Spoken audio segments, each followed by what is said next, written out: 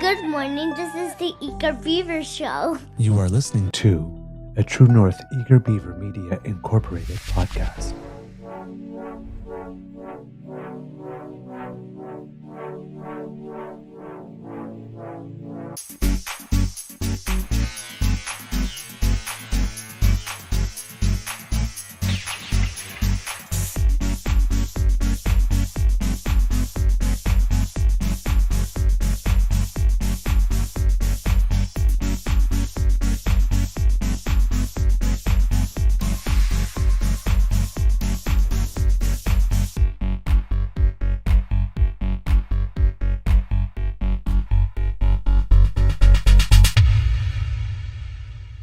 The True North Eager Beaver podcasts are proudly brought to you by our founding sponsors, the Misfit Mysteries from Corvid Moon Publishing, your source for science fiction, fantasy, and cozy mysteries featuring a broad diversity of characters, CanadianTarot.com, your uniquely Canadian online eclectic tarot community, and the Peppermaster, hot pepper sauces made from farm-fresh ingredients to thrill your taste buds and expand your mind.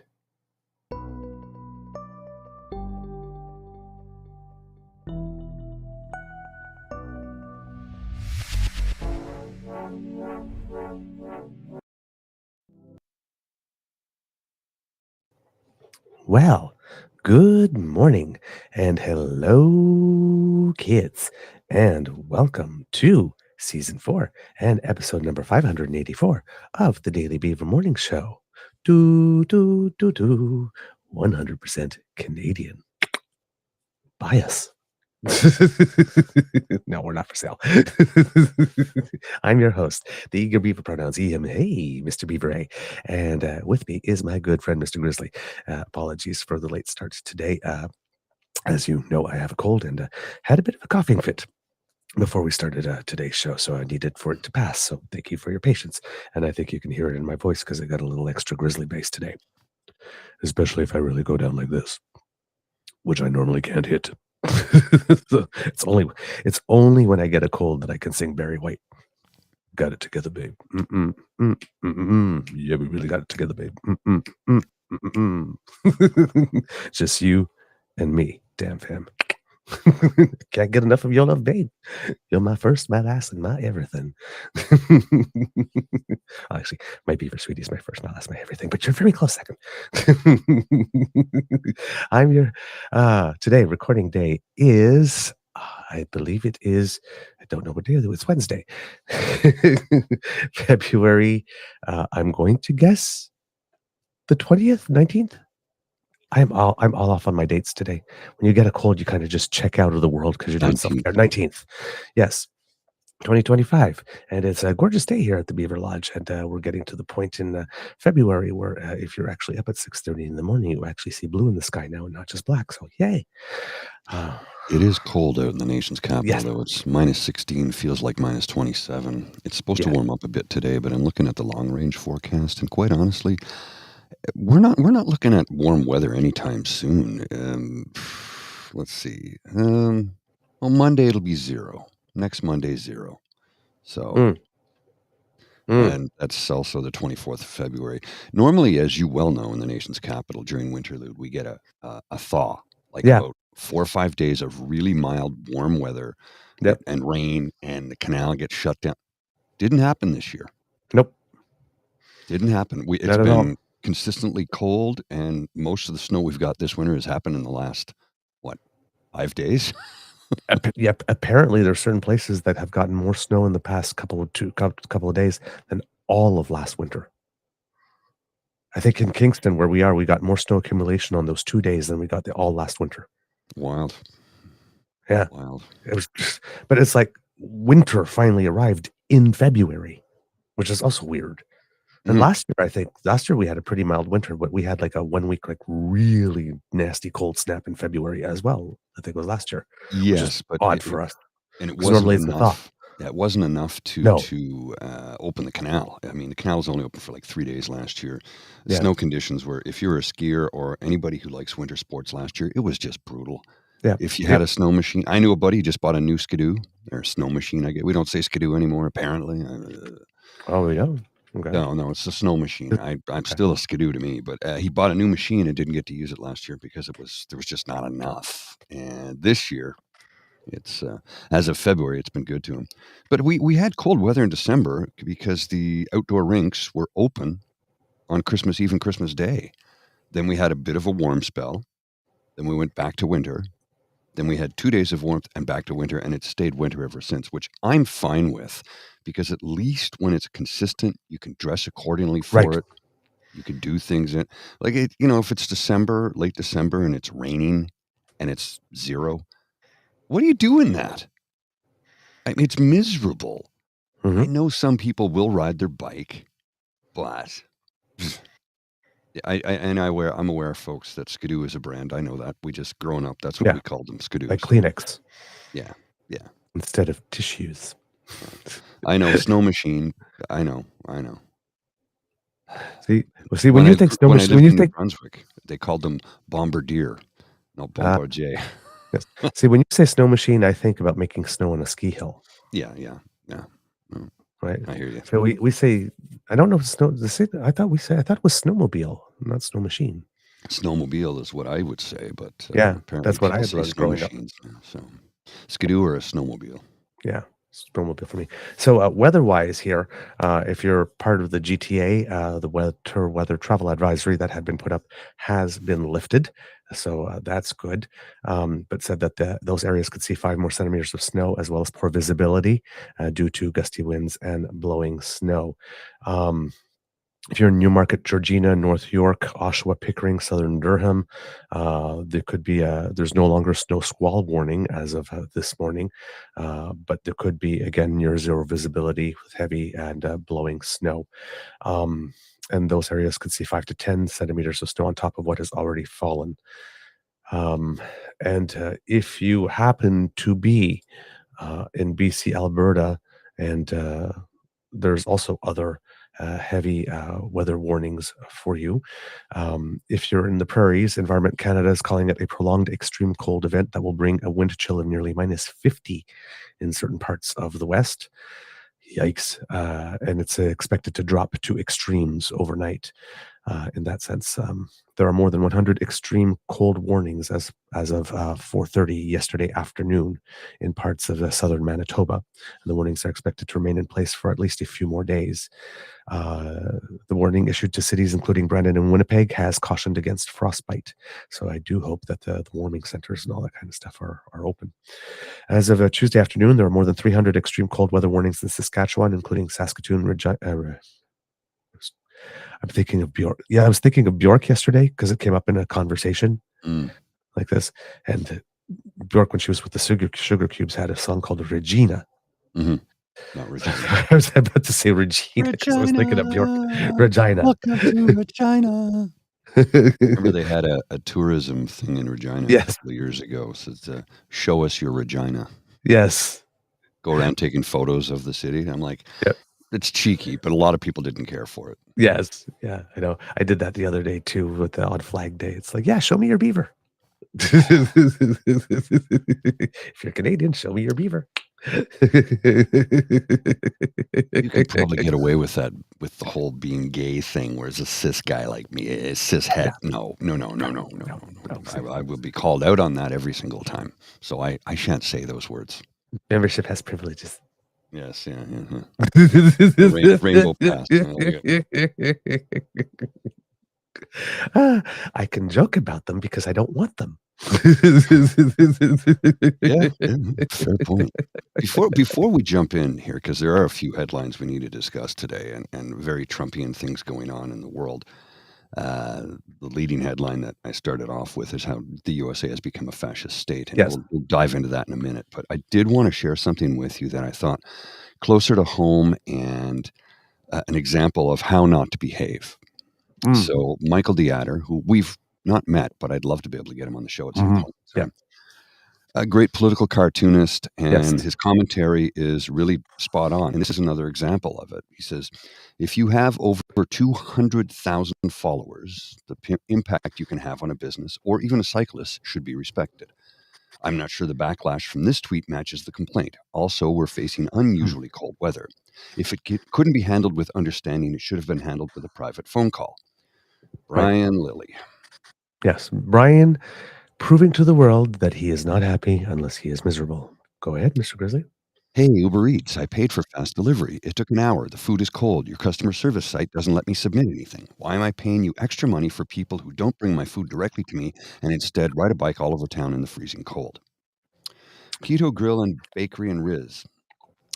You do realize a human just rode a bike around in the cold to bring you a sandwich? Brian Lilly. I didn't realize he would also do a tour of the wider neighborhood after I paid for fast delivery. So Brian Lilly thinks that the way that Uber Eats works is that he places an order, they make his order, and then they take his order and only his order, and then send a guy out in the cold to deliver it just to him and not make a round or a circuit or anything. Look, it's winter. That's the world Brian Lilly lives in. I rarely ever use food delivery services. Bridget uses them frequently. I almost never do because I hate paying the extra service fees and that. But the other day I was very hungry and I was tired and I just didn't feel like putting on 9 layers of clothes. So I ordered something from a local burger joint. And it didn't take long to get here. And when it got here, it wasn't exactly hot. And did I complain? No. It was minus 25 out with the put it in wind the chill. microwave for a couple of seconds. 12 seconds in the microwave and it was perfect. I'm not going to... Look, if you're ordering food and getting it delivered and you expect it to be piping hot when you get it, you're a stupid person. There's a thing called time. And heat dissipates over time. And if you're not there close to the place where they prepared it, then there's time between the time it's prepared and it gets to you. So it gets cooler. It's just science. But then again, I mean, we're talking about people who, not all pro evolution. So this is from Linda. He's right up there with the assholes who deliberately order a pizza during a blizzard. Yeah. Mm-hmm. So my only thought is maybe the delivery person saw that it was for Brian and decided to put him on. I'll take a few extra laps. That would be fun. Be nice to people on the way up. Be nice to people who bring you your food. Mm-hmm. It's the same thing we had during COVID, right? Be nice to the people who showed up. Yes. Yes, exactly. It's minus 20 something with the wind chill. The guy's on a bicycle. I'm sorry. I'm Canadian and I'm built tough, but I was like, excuse me. Sorry. Really can't come in today. Oh, here's a good comment though regarding this. On a bike? Who wants that? There's a good comment from this. I didn't realize he would also do the tour of the wider neighborhood after I paid for fast delivery. He said, and somebody responded with, he wants to tear out the bike lanes.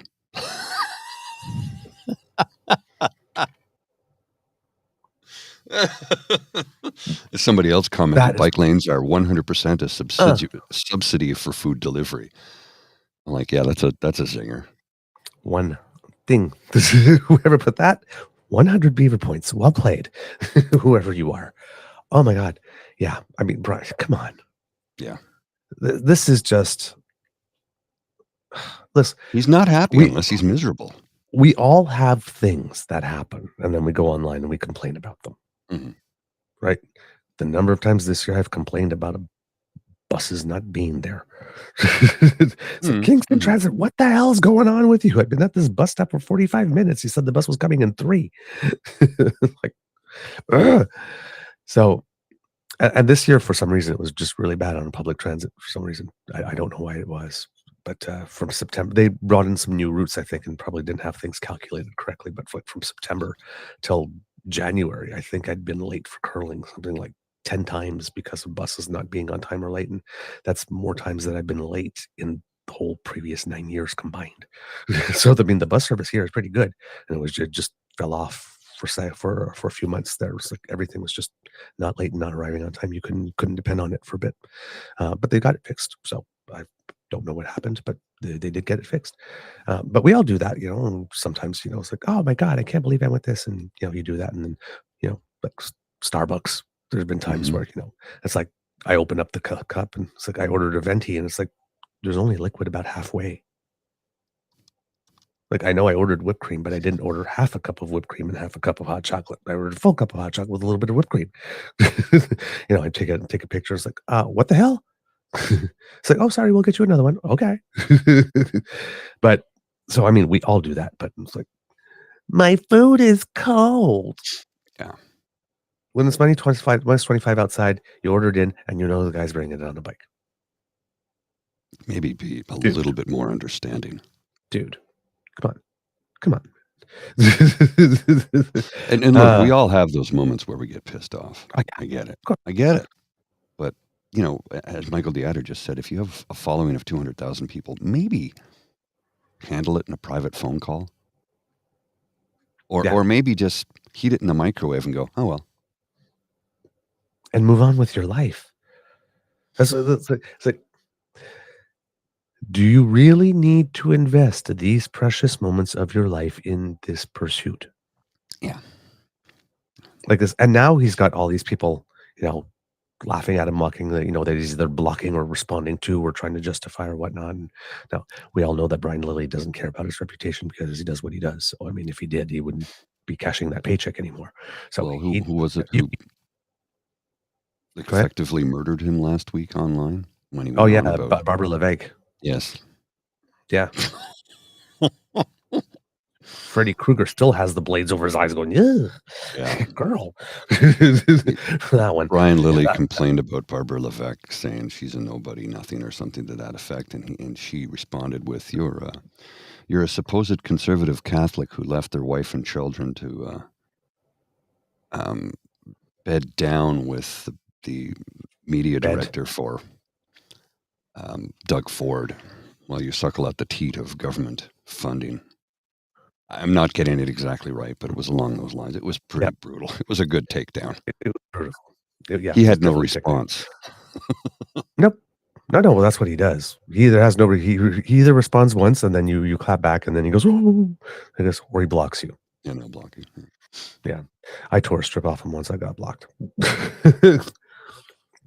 And I don't care because this guy. Yeah. Like I said, you can't do what he does and still claim you care about what you look like. I mean, come on. So, clearly, either he thought that his engagement was down and figured if he said something really stupid and entitled, he'd get a lot of engagement and his numbers would go up. I don't know. We're getting close to the end of the month. Maybe he needs to make ends meet. It's inflation for everyone, right? What happened is in this instance, though, instead of increasing his engagement, people just took screenshots and then replied accordingly. So that way he doesn't get any numbers. Perfect. That's exactly what you do.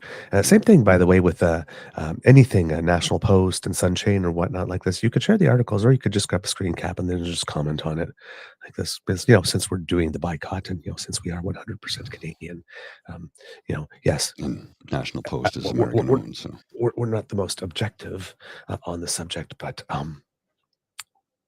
the boycott could include American-owned media that pretends to be Canadian. Mm-hmm. Just saying. That's why we say by us. Let me show you another quick graphic here, and then we can get into the meat of the day. This one from person says impossible, showing the Liberal surge and the Conservative drop, and they're saying election 25, the Liberals are likely to win. Except this fella here says, hang on, whoops, that's not what I wanted. Where did it go? Hang on. Oh, here it is. Yeah, sorry, my apologies. There's this weird glitch in human psychology where a non-insignificant percentage of people will vote for who they think is going to win rather than who they want to win. Makes them feel like they won, I guess. I believe the media is exploiting this to try to swing the election. Okay. What election? Now, it's not scheduled until 2026. It could happen in 2025, but it's not scheduled before then. I spelled scheduled wrong. I put 2 Ds in it. Oh, yeah. There's no election been called. That's my take. There's no election that's been called. Yeah. So this is, you get some blue check mark accounts that, I'm on those, right, in the clown emoji, and then you get some people that try to pretend to be pseudo-intellectual. Yes. That's what this thing is here. There's nothing about that's that, because if this is unbelievable, then equally unbelievable should have been the Conservatives at 50. I mean, have you seen these people? They're dogs. I guess hit. So if you weren't saying unbelievable when Angus Reid had a poll showing the Liberals at 16. Why aren't you saying it now? Yeah. Then it's not unbelievable that there is a narrowing of the gap as an election is nearing.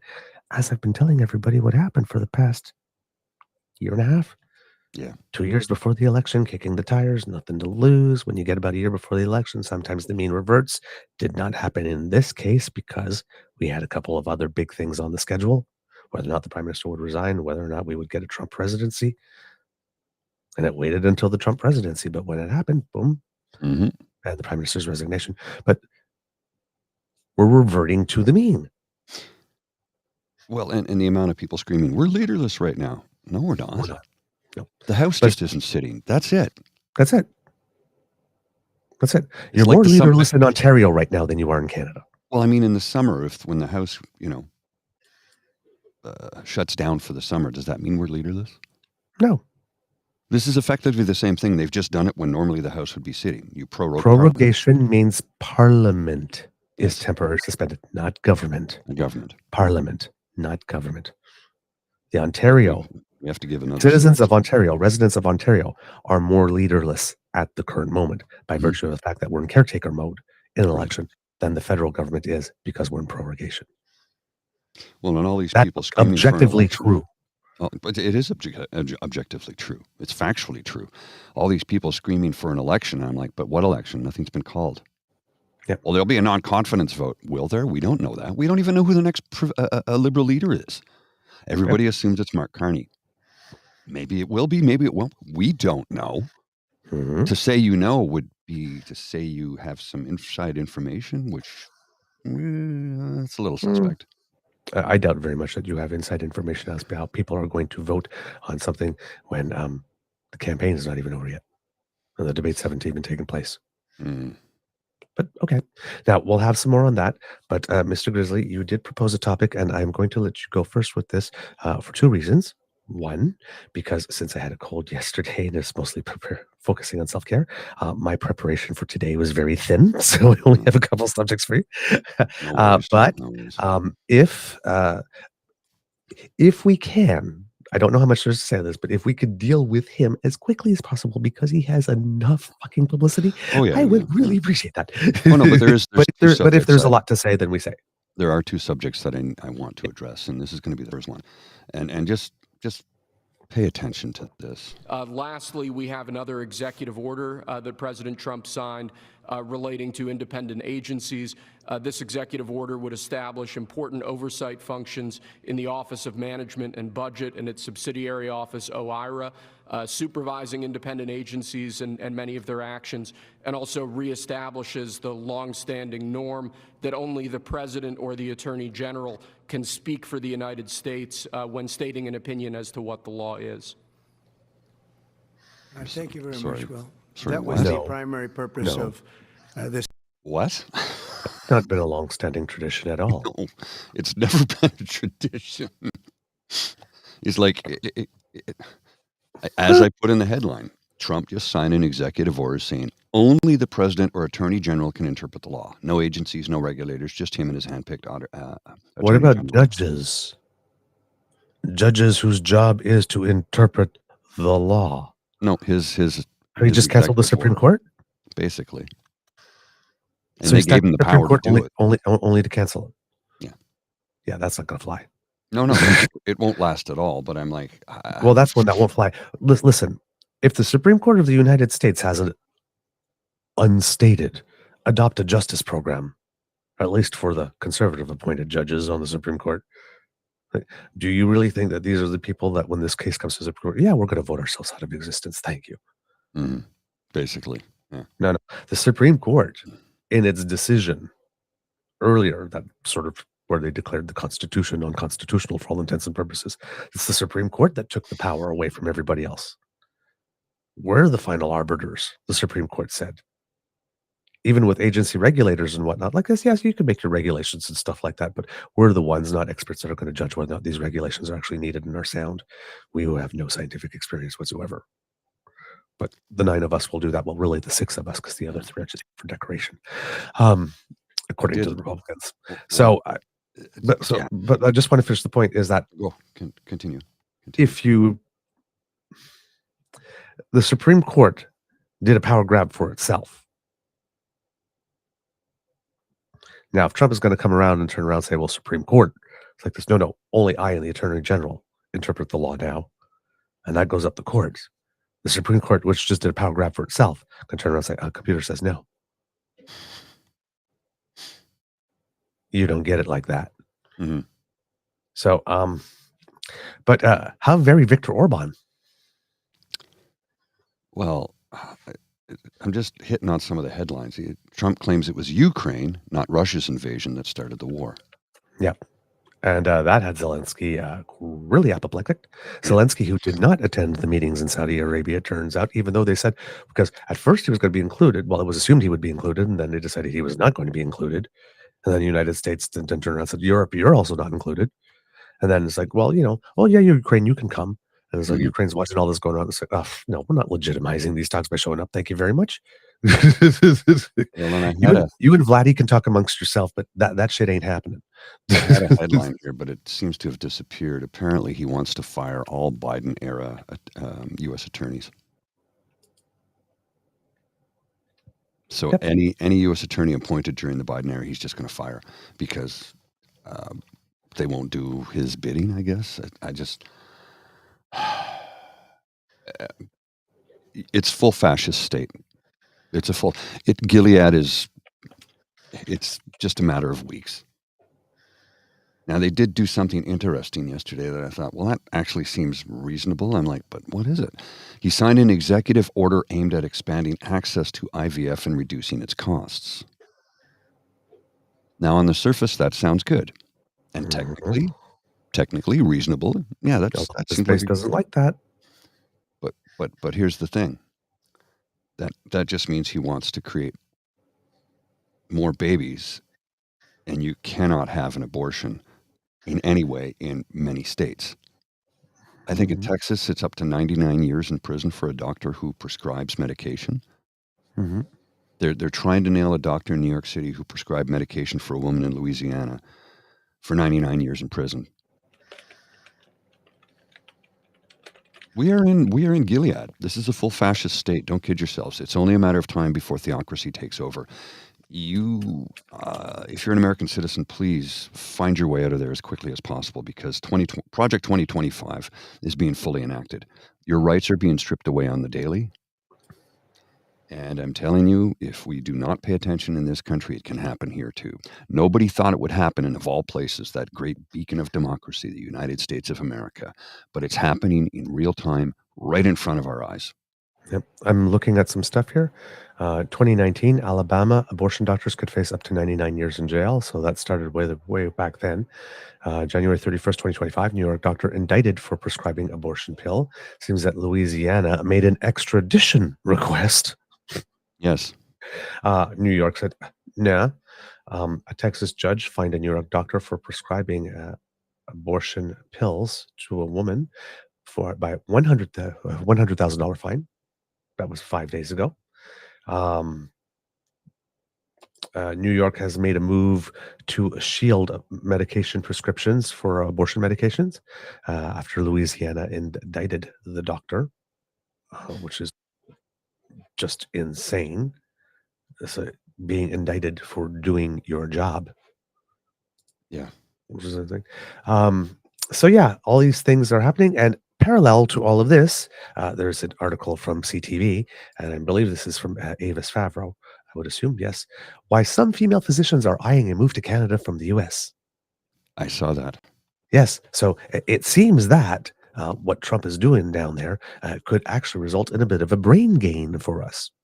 Yes. Hey, again, if you want to do like that hockey player and punch yourself in the own helmet and take your off. We're not going to stop you, United States.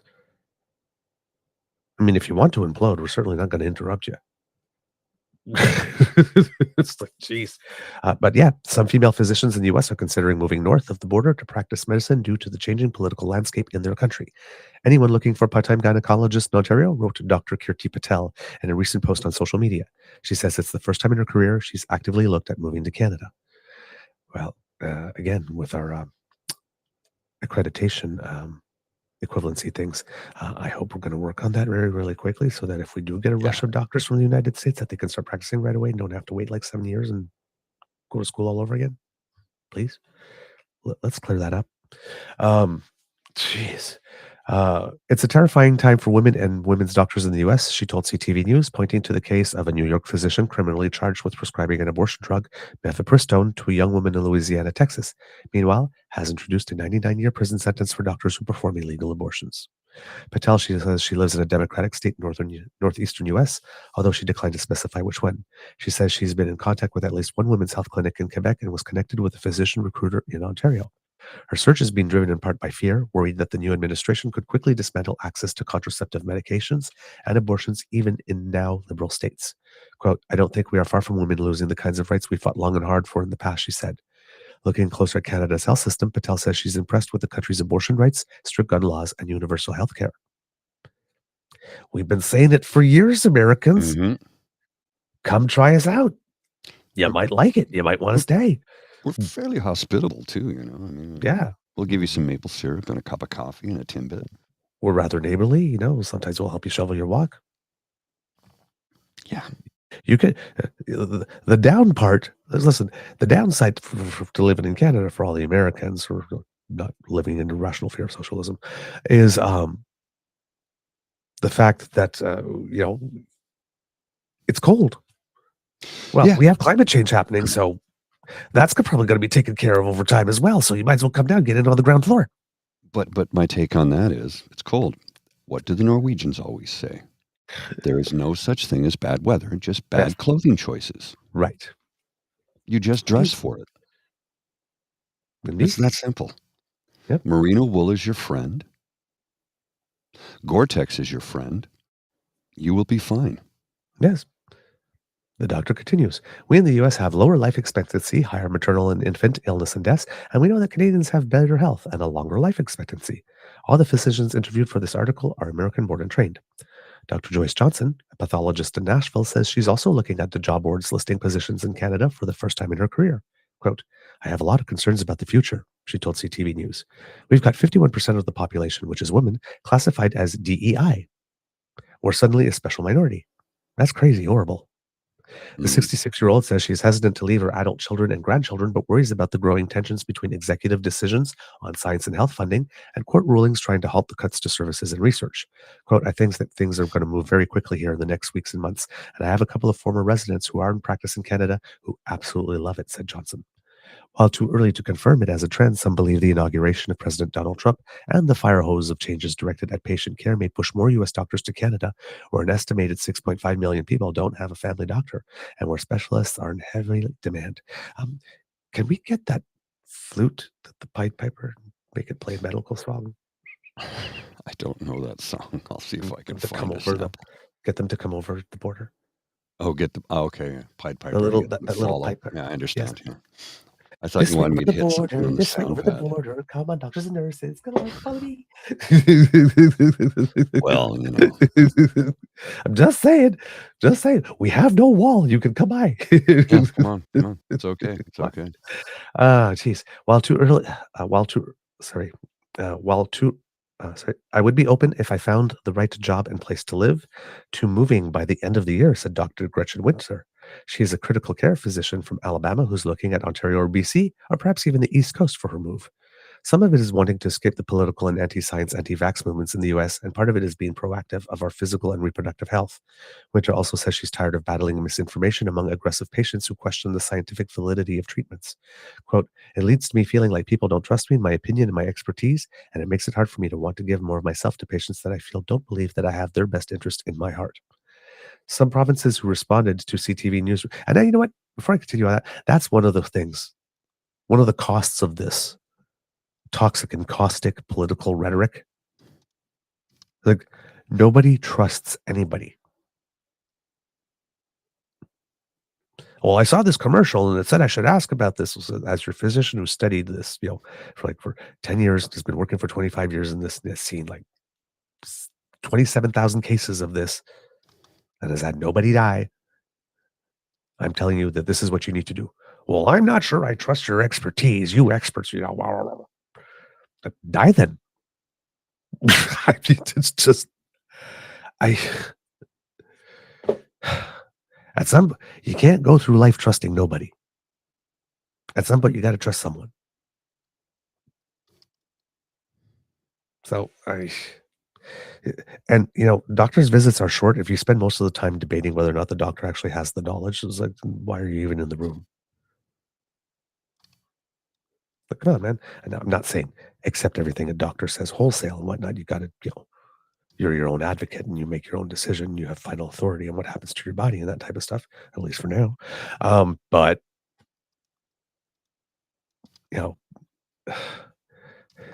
if all I've studied is baking, I am not going to sit in my doctor's office and pretend I know more about cardiology than they do. Or question them or cross-examine them like I know more about cardiology than they do. Mm-hmm. I will ask my due diligence questions. I might go get a second opinion, read up and stuff, but I'm not going to debate because I know I do not have more knowledge. I'm very painfully aware that I do not have more knowledge than my doctor, especially when I'm in the room and in pain. That's why I'm there. So it's this thing about like, I'm going to the doctor because I need help, but then I'm going to sit there and pretend I know more than the doctor. Then don't go to the doctor. There's a lot of people waiting for that appointment. You're wasting time. I just don't understand this. Some provinces who responded to CTV News requests says they are noticing a change. Officials with BC Health Match, the agency charged with recruiting for British Columbia, noticed an increase from interest for physicians in the U.S. Nova Scotia Health says it's received 35 inquiries from U.S. doctors since late November, just after the U.S. election, and the start of a targeted digital recruiting campaign, with 13 doctors actively engaged in discussions involving positions in the province, according to Brendan Elliott, a public affairs officer for Nova Scotia Health. He also confirms that more than half of those inquiries are women. Ontario Society of Physicians and Surgeons issued a reminder on February 14th that American board-certified doctors who want to move to the province are exempt from any other certification. Oh, well, at least there's that, like from the College of Family Physicians or of Canada or the Royal College of Physicians and Surgeons of Canada. Nova Scotia has a similar expedited program that eliminates time-consuming additional exams or training for certified U.S. doctors. Okay, so at least some provinces have that, not all of them, but the ones that don't, if you want to get in on the sweepstakes, might want to make that change. Andrea Lowen, a recruiter for the Middlesex London Health team, says that at a recent medical show in Cleveland, some 200 doctors listened to her pitch to practice in Ontario, where the expedited process was a big draw. They were very excited. I think it got them thinking. So I think it wasn't on the radar before, said Lowen. She was also surprised to note that the vast majority of those asking about Canadian jobs were women. Quote, I came back and turned around and said to our Economic Development Corporation, we need to do a huge campaign in the U.S., and I think it could be significant, she said. One of the healthcare workers who answered Nova Scotia's recruitment call was Dr. Libby Fleming. She moved from solo practice in Pittsburgh to work at an addiction recovery support center in Sydney, Nova Scotia. Quote, my very first impression when I left the airport was like, oh my God, it's really beautiful here, she told CTV News. Fleming is an osteopathic doctor with a board-certified license in family medicine and a specialty in addiction medicine and met all the province's licensing requirements. She describes disillusionment with addiction treatment in the U.S., describing it as very profit-driven and very demoralizing because she felt the care was not focused on patient recoveries. Brought to you by Weston Wellness Care Centers. Yes. Soon to be brought to you by Weston Wellness Care Centers.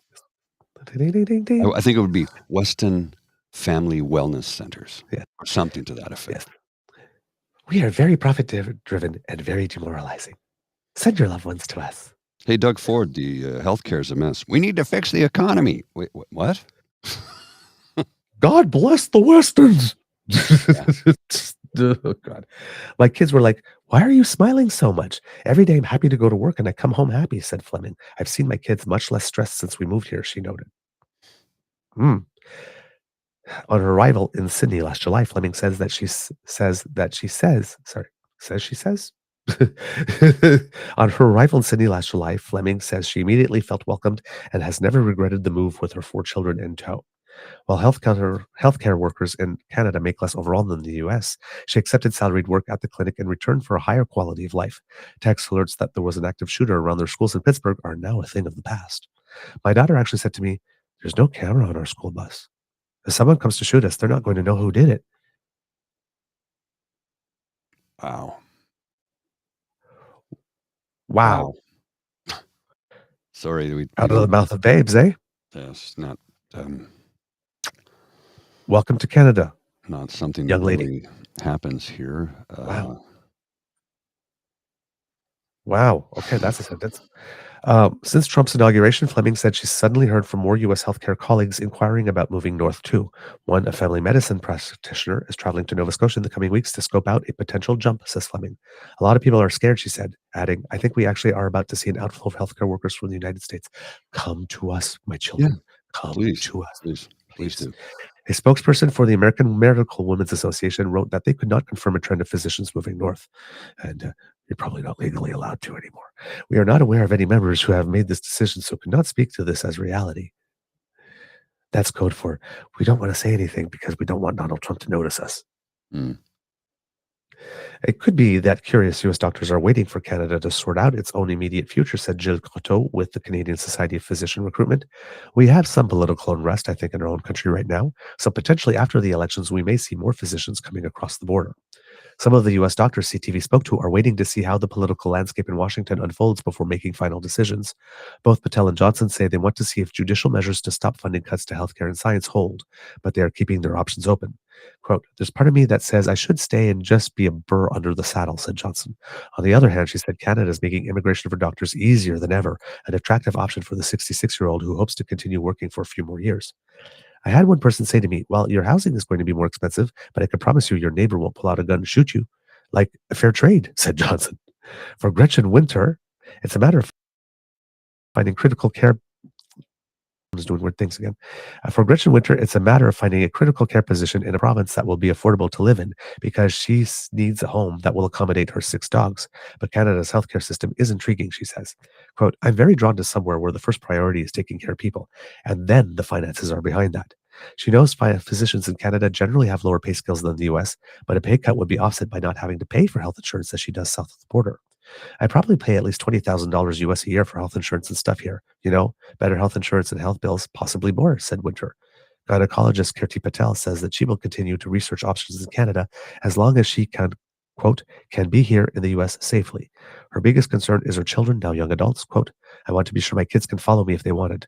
I have to research to figure out how easily they can get a visa or citizenship before I make a move like that." I'm okay with the brain gain, and I would guess that this would probably be similar for academics working, like, for at MIT and the Mayo Clinic and all those Ivy League schools, all those science and research departments. If all the we can't fund that type of research, it's too woke. Mm-hmm. We like science here in Canada. Yeah, we very much like science. Well, Researchers, previous government didn't care for it too much. Researchers, medical professionals, mathematicians, technologists, very, very skilled tradespeople. Your man not treating you right? Want a real man to love you? Call us. Okay. Operators are standing by. Here is an example. One more example of the pure fascist state that the United States is currently living in. This is 1 minute and 17 seconds. Hold on to your hats, and then I've got a follow-up for you, okay? Okay. Take for you to reconsider the restrictions on the Associated Press. And secondly, some of your advisors are concerned with the Associated Press's style guide, using language and giving guidance to not use words like illegal immigrant or to use phrases like gender-affirming care. And they're concerned about that being an encroaching amount of liberalism in the way in which the press writes about things. Do you share those concerns? Well, I do think that some of the phrases that they want to use are ridiculous, and I think, frankly, they've become obsolete, especially in the last 3 weeks. because many things have happened in the last 3 weeks. And I didn't know about that, but I would say that if they want to use certain phrases like that, and I guess some are okay, but many aren't, but the Associated Press just refuses to go with what the law is and what is taking place. It's called the Gulf of America now. It's not called the Gulf of Mexico any longer. I have the right to do it, just like we have the right to do Mount McKinley, and nobody's even challenging that. But only the essentially, it's primarily the Associated Press, and I don't know what they're doing, but I just say that we're going to keep them out until such time as they agree that it's the Gulf of America. We're very proud of this country, and we want it to. Okay, the Gulf of America.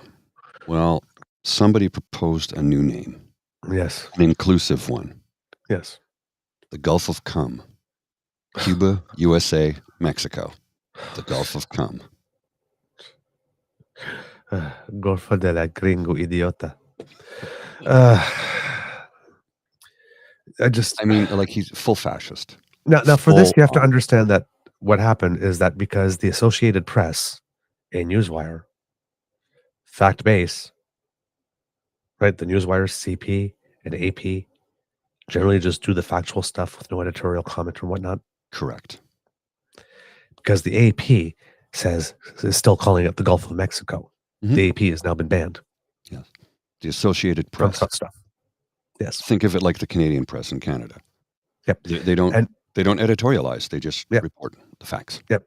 And then that's why I always go to AP first. Mhm. And then, or Canadian Press first and see what happens. And then I look at the other things and see how things have been sort of, skewed Massaged. and massage skewed, the color and texture that's added. But the other information is important too. It gives contextual information like this, but you got to be clear on the facts first, right? And then you get the contextual information based on the facts. You can see how to interpret the contextual information, because that's when you get to the editorializing, people try to force Mhm. that to lead you to a certain conclusion. Exactly. Right. But this is, the thing with the AP is it's literally retaliation. And in his response, he's going like, well, they didn't get bad because of Mount McKinley. Well, Mount McKinley is entirely within the United States. Different The story. Gulf of Mexico is international waters. Yes. Yeah, dumbass. Yes. It's like, I have the right to, yeah, you have the right in the United States, I guess, to call an apple an orange if you would like. It still doesn't make it an orange, though. So you can call it the Gulf of America all you want. It's not. The rest of the world refuses to call it that. And I think there's a large swath of the American population that think this is the stupidest thing ever. It's a complete distraction from all of the fascist things he's actually doing. But he just told you right there, I have the right to do it. I'm doing it. It's like, this man is dangerous. The distraction is the point. Yes. That's the point. While you're all going, Gulf of Mexico, what an idiot, like this. I mean, well, like, He's robbing you of your rights. The doctor is being sued and threatened with 99 years in jail because Louisiana wants Louisiana law to apply in New York. Yes. What was it George Carlin said? They won't be happy until all women in this country are broodmares. Well, they're fast-tracking that. Like I said, on the one hand, making IVF more affordable is good, except how long till he starts forcing women to get pregnant? You know that'll happen eventually.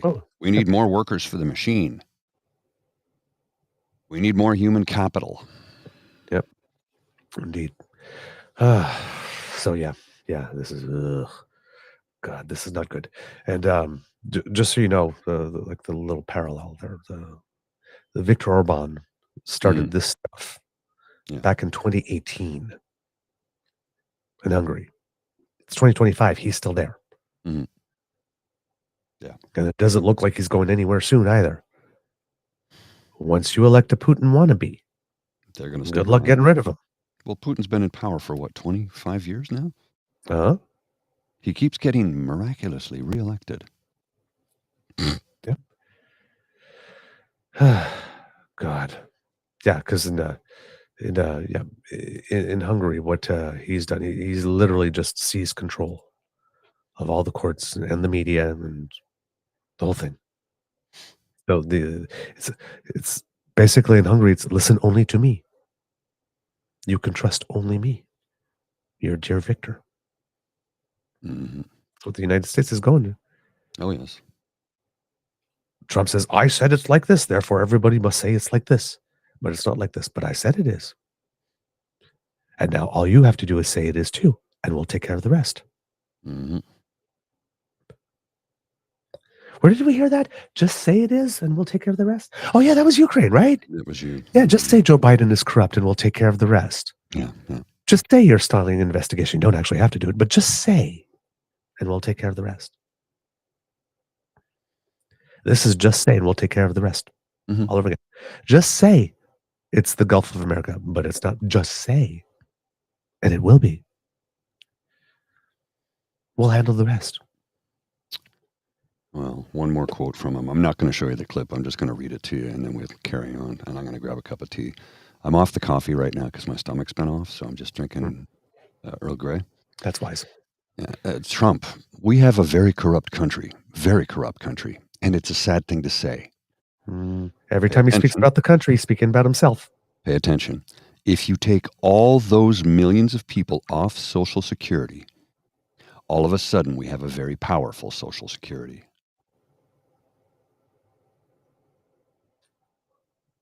Huh? Yeah, so people who Social have paid Security is into... only powerful if nobody uses it? Yeah. If people have been paying into this fund their entire lives, their entire working lives, and they are entitled to it once they retire, and it's in many cases the only pension they have, pension or monthly stipend, if you will, he wants to take them off it. Then we have a powerful Social Security. You know why? So he can rub it fucking blind. My head hurts. Fucking stops with this guy. I was talking to a friend of mine the other day, and he goes, Paul, every day I wake up and I'm like, oh my God, what has he done now? Every day. And sometimes it's multiple times a day. This is just from yesterday.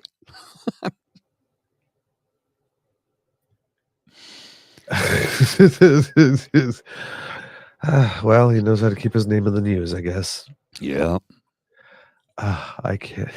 Just, oh, God. Well, I mean, he blames Ukraine for, Yeah, being invaded by Russia because they did it first. They didn't do anything of the sort. Ukraine, what were you wearing? Yeah. Oh, just a little footnote here before I grab a cup of tea. A Crown-seeking 10-year sentence for Freedom Convoy organizer Pat King. A sentencing day is today for those who celebrate. Yeah. Hold on. Yeah. I'll put the let me put the link in the chat here. There we go. Thank you, Mr. Grizzly. You're welcome. You I'll put the made link in the Beaver chat. very for happy. that story, and if you want to go through some of the replies, some of them are just outlandish, and I've replied to a few people. And wow, the pile on after that is just hilarious. But I'm like, most of them are just bots. Yep. Jingle bells, Pat King goes to jail. Honk, honk, honk, honk. Okay. Okay. So, meanwhile, back in Canada.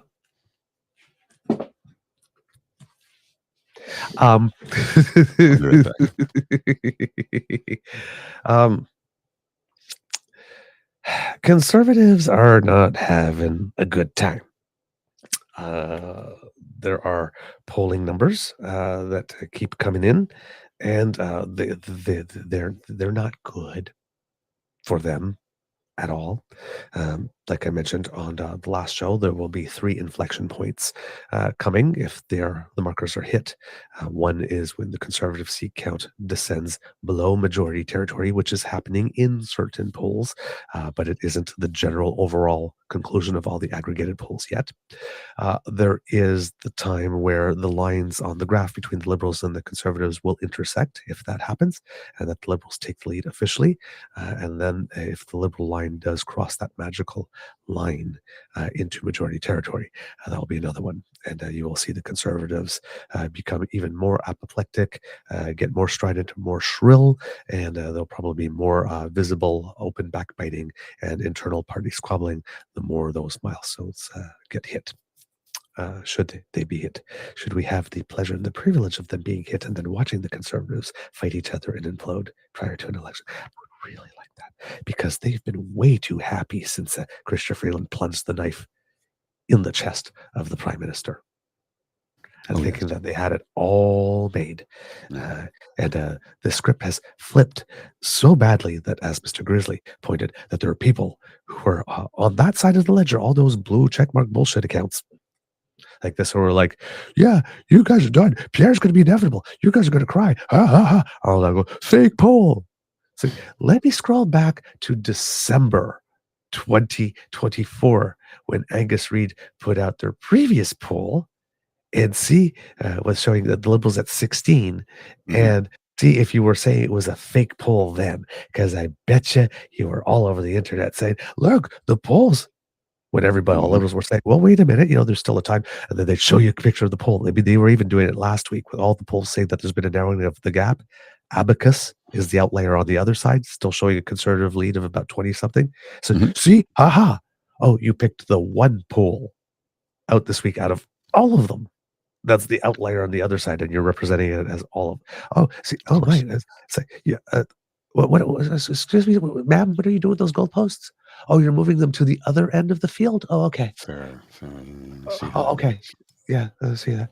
So, yeah, the numbers are really, really interesting, particularly with Angus Reid, because when they came out with their last one, I have to say, I was really skeptical because they had the Liberals drop from 21% support to 16% support.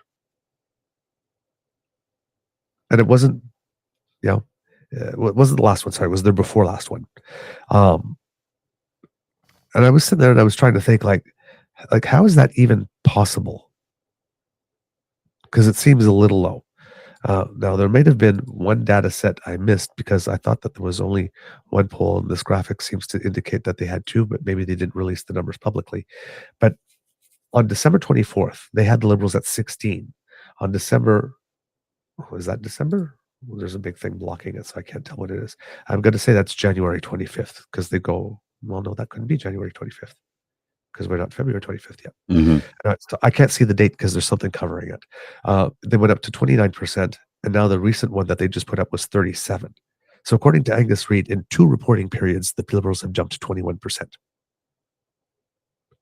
But they were the only one showing that further dramatic drop at that time too. So that was when that Angus Reid one came out. I was a little like, this seems to be odd, and just was wondering if it was an outlier, because every now and then, that will happen. You'll get an outlier. But I'm looking through the 338.com stuff. And yeah, the last one I have is December 29th.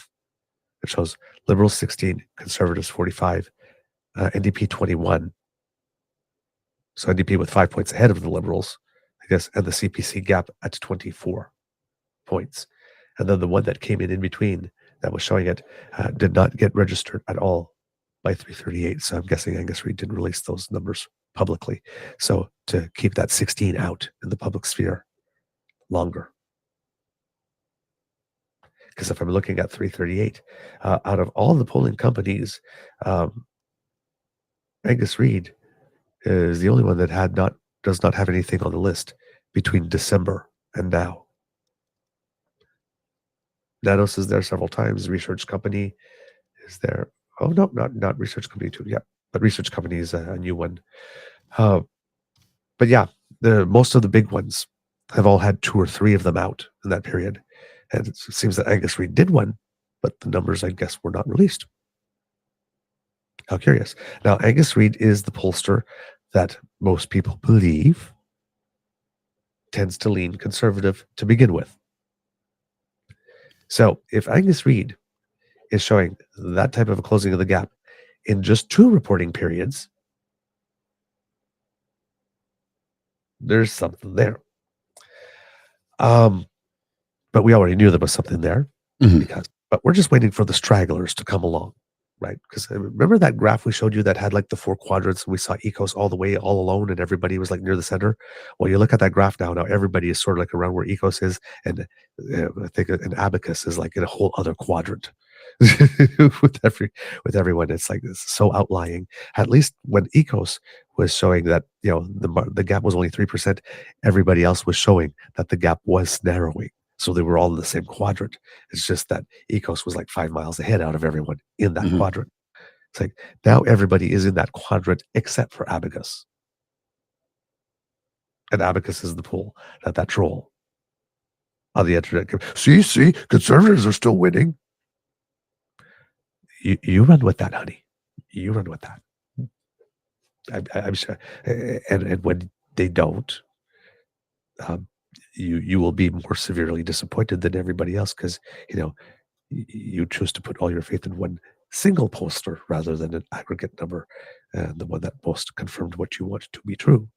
But so when that breaks, it's going to be a hard landing for you, Muffin. And if you need some comfort, we'll be here to console you. But it's like that. Don't invest your hope in the outlier pool. No, goodness, no. Either positive or negative. We were happy when we saw Frank Graves come out and said, "Hey, there's a like this," but we did say, "Hey, it's happening." It's like one poll says something's happening. Let's see if that trend is picked up somewhere else. Then Main Street started picking it up, and then everybody else started to pick it up. Now Main Street is actually ahead of Ecos now, but the others are not all in there. But we do have 3 polling companies that have them within 10. And if the numbers are keeping on improving, right? So conservatives are definitely in a panic. There's absolutely no doubt about this. And you can tell, right? Because Pierre had his big rebranding that was not a rebranding, a relaunch.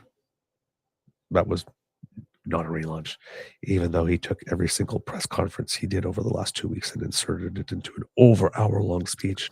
Yes. But yeah, okay. If you don't want, if it's the media, I'm not rebranding because the media said I had to. The media didn't say you had to. The media said it's kind of obvious that you need to. Whether you have to or not, that's a personal decision. I mean, and we kind of know that the conservatives didn't really want to because, the reporting that we heard is that, well, but we invested so much into this. We can't let this go. Okay, well, and it seems that is indeed the case. So we need to axe the tax more than ever before now. Okay, if you want to keep running on that because you put 2 years into that and people are not responding to that anymore. But if you want that, again, that's your choice. I'm not going to interrupt you while you're imploding. Well, 3 critical mistakes Pierre made. This is from our friend Mike Gerald Gibbs on the Twitter. Number 1, trashing Canada. Number 2, making every message assuming Trudeau would be leader. Number 3, over-reliance on carbon tax. Pierre is so overexposed after blitzing us with a 24-hour nonstop ad campaign for 2 years, he can't redefine himself and adjust. It is possible to overexpose yourself and go too crazy with your ad budget. Canadians' idea of him is baked in and immovable now. He has no room to adjust quickly, which is what this campaign demands. I agree. Like he's painted himself into a corner, and I personally love it. I know, because he went so hard on Canada's broken, and liberals are corrupt, and all of you are going to have your rights taken away any minute now. Well, if you believe Joe Rogan, we can't speak freely, according to him. I'm not even convinced Joe Rogan has ever been to Canada, so he can shut his yap. It's like, do you even Canada, bruh? Come on. It's like that sentence is like, if you're Canadian, you read that sentence and you just laugh because it's like, you know nothing about us, clearly. If you actually think that is true, you know nothing about us. Like, you really know nothing about us. That's why I say, have you ever been here? Just, I'm sure he must have been at some point.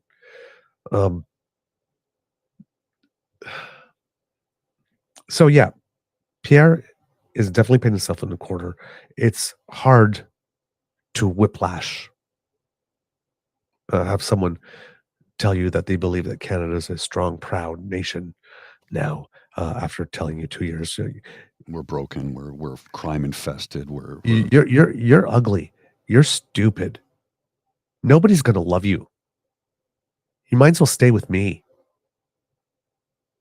You're worthless. I'll make you feel better. I'll straighten you up.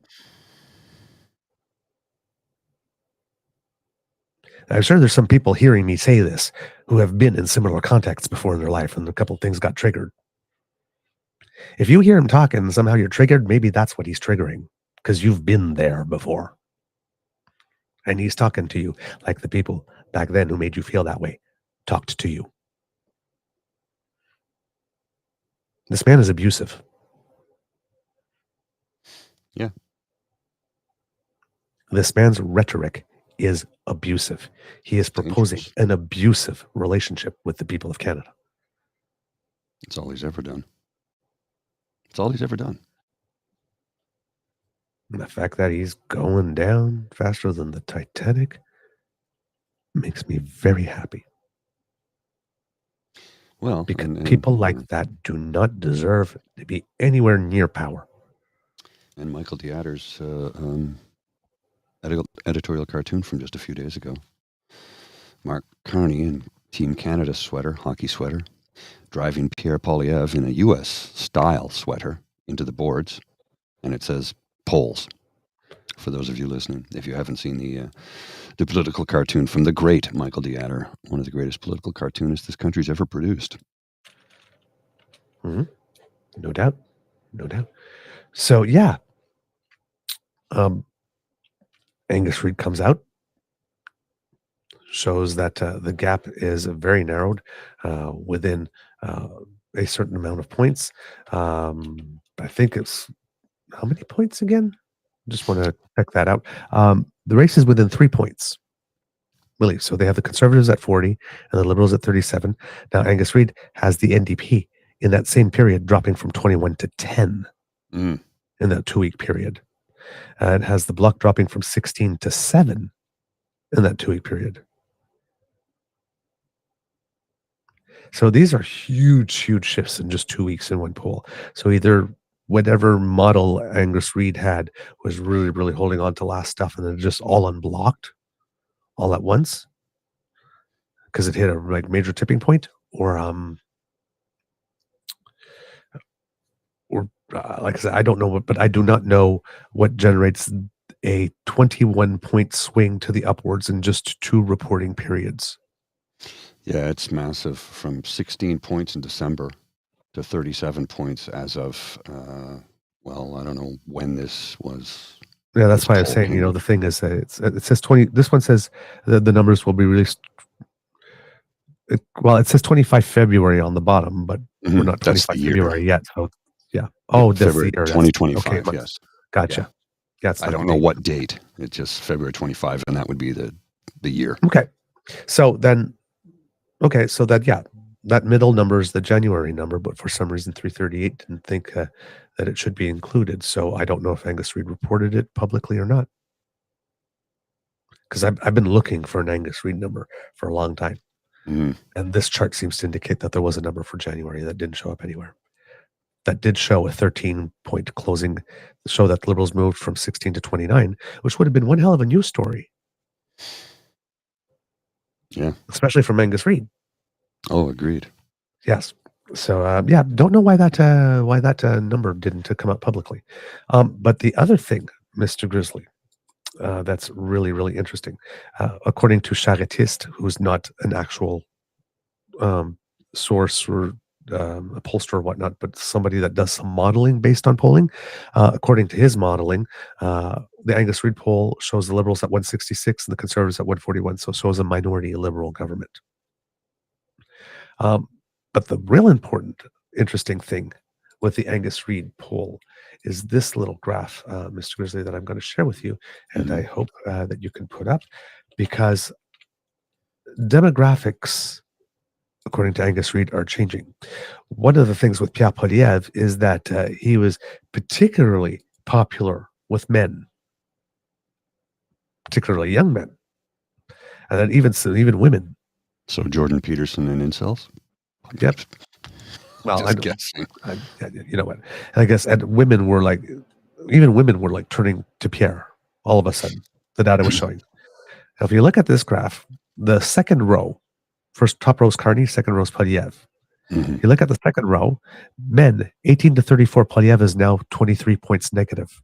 Mm-hmm. Mark Carney came along. 26, Singh 23. Mark Carney is plus 18. Yeah. So the Now, 35 men, to 54-year-old is minus 5 and plus 3. And it's switched around 55 and up because I'm 56. So I fall into that category, I guess. So with men, the only people with whom Pierre has a positive rating now, according to Angus Reid, which leans conservative, so everybody thinks, are men between 35 and 54, which is his specific age demographic. Right. But the young men have turned against him minus 23 all of a sudden. And they were for him not too long ago. Men 55 and over, just minus 3. Now look what happened with women, with Mark Carney and Polyev. Because Polyev was starting to lead with women. Yeah, he's minus 36 with women between 18 and 34, minus 22 with women 35 to 54, and minus 33 with women 55 plus. And Carney? 50. He's 22 points up with women 55 plus, 5 points up 35 to 54, and 11 points up with women 18 to 34. And this is from Angus Reid? Yeah. So he's 49. He's got a 49-point spread with women 18 to 34. He's got a 27-point spread with women 35 to 54. And he's got a 55-point advantage with women 55 and older. Ladies, save us. Well, save us from ourselves. Oh, no, but the 35 to 54-year-old. Yes. Save us from ourselves. Yes, please. So those numbers really must have the conservatives panicking big time. Now, the next thing that might have them panicking is that, the candidates for the Liberal race have had to pay all their money and submit some documents to Elections Canada and about how much they fundraised so far and from how many. And there's some really, really interesting results that have come out. Mr. Grizzly, I just sent you a clip. It's from Power and Politics yesterday. It would appear that in the fundraising sweepstakes for the Liberal leadership, because remember they had to bring in $350,000 to register, but they're allowed to raise up to $5 million for actual campaigning. Right? There's a big lead. And then there's a very surprising number that I did not know until this morning when I got something else. Apparently has a little asterisk next to it, but the number that came out original filing is not good for this candidate. Mm-hmm. So, Mr. Grizzly, if you could put it. The thing has 3 segments, but we're going to start with the first one. Just a second. I got 2 different ones. Losing this, and then you sent me another link. The most recent one I sent you. Okay. Hang on. The one I sent at 8:30. It's the same thing. It's the same link. You sent it twice for some reason. I was just confused. The same thing. Sent the same link twice. I've only sent one. I have 2 of them. Okay. Same link twice. Doesn't matter. It's the same thing. Okay. I'm clicking on them and it's not the same thing.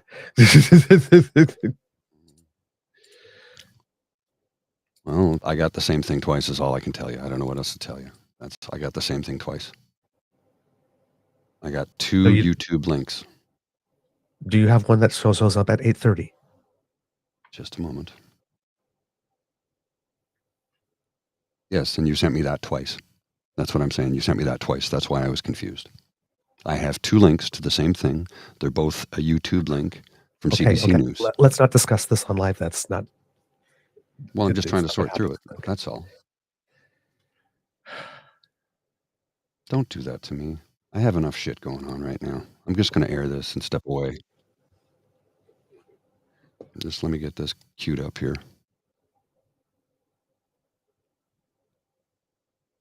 hard data in the leadership race. Walk us through it.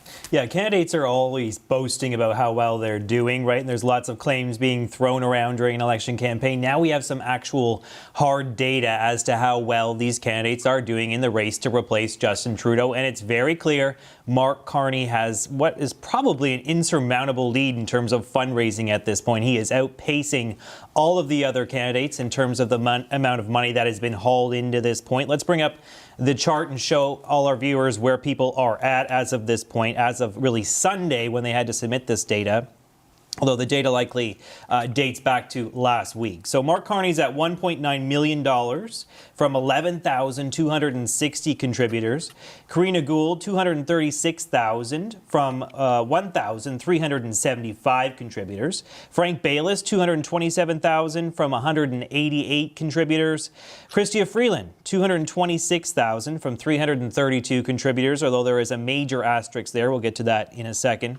And Ruby Dalla, $144,000 from 109 contributors. So why did I say there's an asterisk there next to Chrystia Freeland? Well, her campaign tells us that the data that is with Elections Canada right now is incomplete, that it does not tell the whole picture. Essentially what happened is that some of their money was routed through the party itself. So the party was holding on to some of their campaign funds. That money was not released to the campaign before this data was presented to Elections Canada. So they say the numbers that have been reported today really undercount just how much money they have pulled into this point and how many contributors they can actually add to their list. So the campaign tells us their actual figures to this point, they've raised $600,000 from a total of over 2,000 donors. So that puts her just below Mark Carney. Yeah, and I mean, I have to say, when the Elections Canada data first came out, we were all pretty bowled over in the newsroom to see Chrystia Freeland so close to the bottom of the list. Right. Obviously, $600,000, much better, although not a third of what Mark Carney's campaign is saying they raised up to this point. Help us understand where this leaves the race. Yeah, I mean, Mark Carney has raised nearly more than 3 times the amount that Chrystia Freeland has pulled into this point, if we're to use the numbers that her team has provided to us. He's got 1.9 million, she's got 600,000. His money is coming from nearly 6 times the number of donors. He's got about 11,260 contributors. She's at about 2,000. So many more people have opened up their checkbook to cut Mark Carney a check and give him some more cash compared to what they've given Chrystia Freeland. And when you pair that with the 83 Liberal MPs that have so far endorsed Mark Carney, it does suggest that he is the front runner in this race. He's got a lot more money and many more MPs lining up behind his candidacy than Chrystia Freeland or Karina Gould or any of the other MPs or candidates that are in this race. And how do Mark Carney's numbers compare to Pierre Poilievre and what he went through in his leadership race in 2022? Well, they compare favorably, frankly. I mean, we know that Pierre Poilievre raised about $10 million over the 7-month-long campaign that he was in to win the Conservative leadership. So that's about $1.4 million a month. Obviously, it's difficult to make an exact comparison because it's a much more constrained election campaign to replace Justin Trudeau. But $1.4 million for Poilievre in a month, $1.9 million for Mark Carney. So that suggests he's doing reasonably well. I would say that. It also suggests there will probably be a big target on Mark Carney's back when they head into those debates next week. A lot of the other contenders will be going after him, knowing he's in the pole position as it stands. Yeah, I mean, there certainly was a sense of that going into this, but this really solidifies it and quantifies it. Thank you for bringing us all this perspective today. The CBC's JP Tasker, and you can also catch his story on. All right. And do leave it to pause there, Mr. Grizzly, because we will show the discussion afterwards, because there's some very interesting things being said. So if you look at these numbers, interesting that Chrystia Freeland's original numbers from Elections Canada only show 226,000 with 332. It says, but no, there's more because some came through the party. But I would guess that donations came through the party for the other candidates as well. So if these are the Elections Canada numbers, I would assume that everybody else has some additional numbers as well that they can add to it to say what the party drew in. So while it closes the gap for Freeland at this particular second, like I said, the other candidates could have that additional numbers too, which might negate that difference. The one thing, however, I'd like to point out, once again, called it when it comes to Karina Gould. I think very, very early on, I think when we're talking about her campaign launches or before, that she could do enough to finish second. Well, according to the numbers submitted to Elections Canada, she is second in fundraising and second in the number of delegates. And she didn't have lots of time before to prepare because she just decided, as she said in her interview, she talked to Jean Chrétien a little bit before and decided, hey, I'm going to do it. So she had no pre-organization. With that number of delegates, 1,000, well, number of donors, 1,375, if you assume that people, out of all the people that register to be able to vote in the Liberal leadership race, first of all, your membership, you have to, we're going to have to prove people registered. I'm going to have to show some ID and whatnot. Then there will be some people that will be rejected from that because either they won't follow through or they won't do it. And then, there'll be all the types of other things where people drop off along the way. So you have the number of people registered and the number of people who actually vote in the leadership race. And that seems to decline usually in a race. But of those who are going to show up to vote for sure, you can pretty much assume that if somebody cared enough to register and donate, that they're probably a highly motivated voter within the Liberal leadership race. And according to these numbers, with Karina Gold having 1,375 people that have made a donation, whereas Chrystia Freeland having 332 based on these numbers, that looks like a setup to very well finish second. I don't know what the new numbers for Freeland, what that adds up total, because I didn't do the math and didn't isolate them. But I think it's still maybe a little less than Karina Gold. So we might be looking at a situation where Freeland might finish third. And if there's a lot of animus towards her for having taken out the prime minister, maybe even lower. So it's in one way, I have to say I feel bad for her because she's been this loyal soldier and she worked very hard and did a lot of things that helped a lot, and she's incredibly competent and intelligent, but she's not the best communicator, and it showed in her campaign, and it showed in the her ability to get attention, and it showed in her ability to be effective. And you're still left with the question, how is it that some of your colleagues who have worked with you for the better part of 9 years prefer someone else? Now, this could just be sheer crass winnability, right? We think he's our horse. We can win. Sorry. But I really thought it was going to be much closer. I have to say, I really thought it was going to be much, much closer. So there could be a lot of resentment for having done the deed.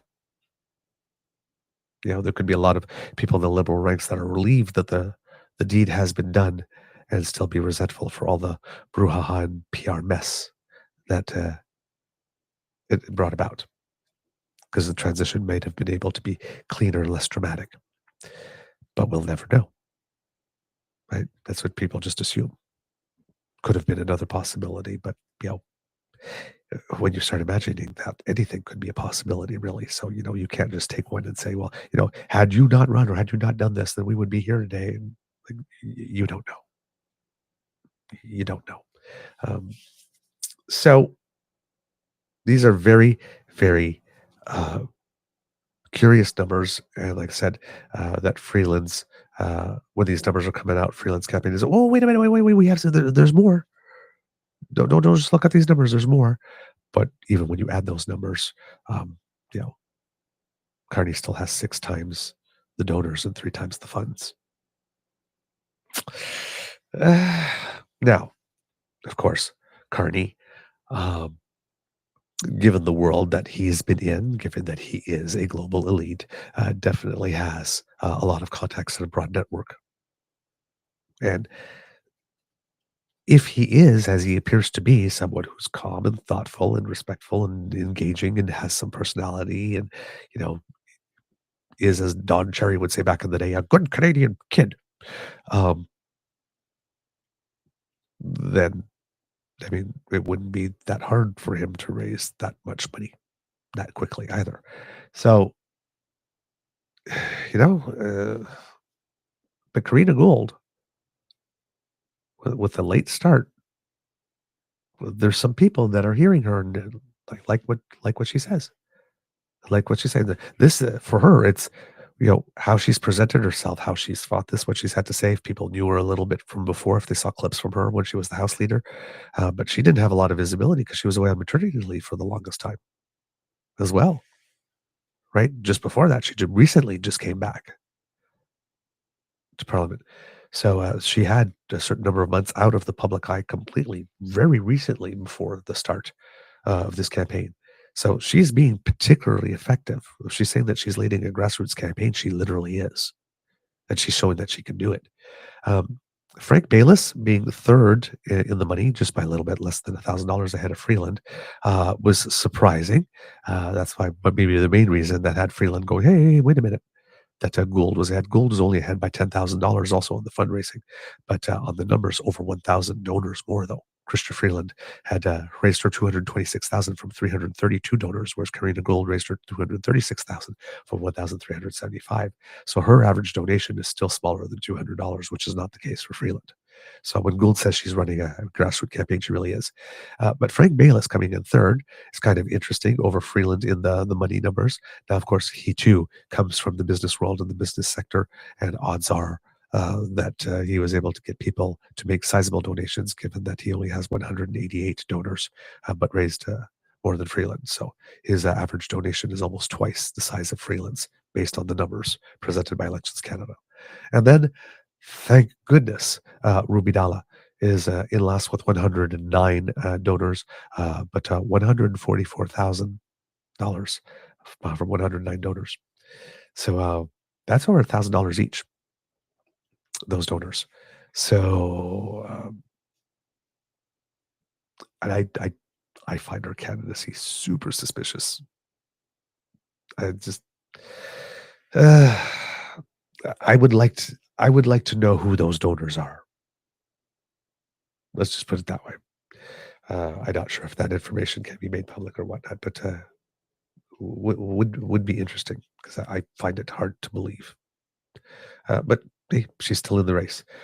Mr. Grizzly, I don't know if you are still there, but the next part of this video is a discussion segment.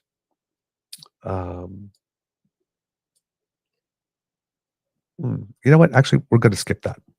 We'll just skip that. But if you have and I'll put it in the chat for you if you want to take a look at it. But they had Émilie Nicolas, who's there, and Françoise Boivin, Michelle Cardadillo, and Stephanie, I can't remember her last name, from the Conservative Party, on the panel, and talking about fundraising numbers and whatnot, and the path ahead, and all kind of stuff. And there was some very interesting comments and points being made.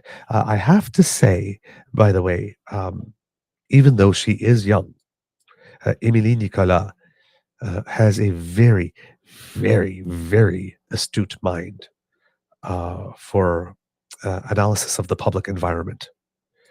So whenever she's making a comment, you see her on a panel, pay very close attention to what she has to say. She's a columnist for Le Devoir.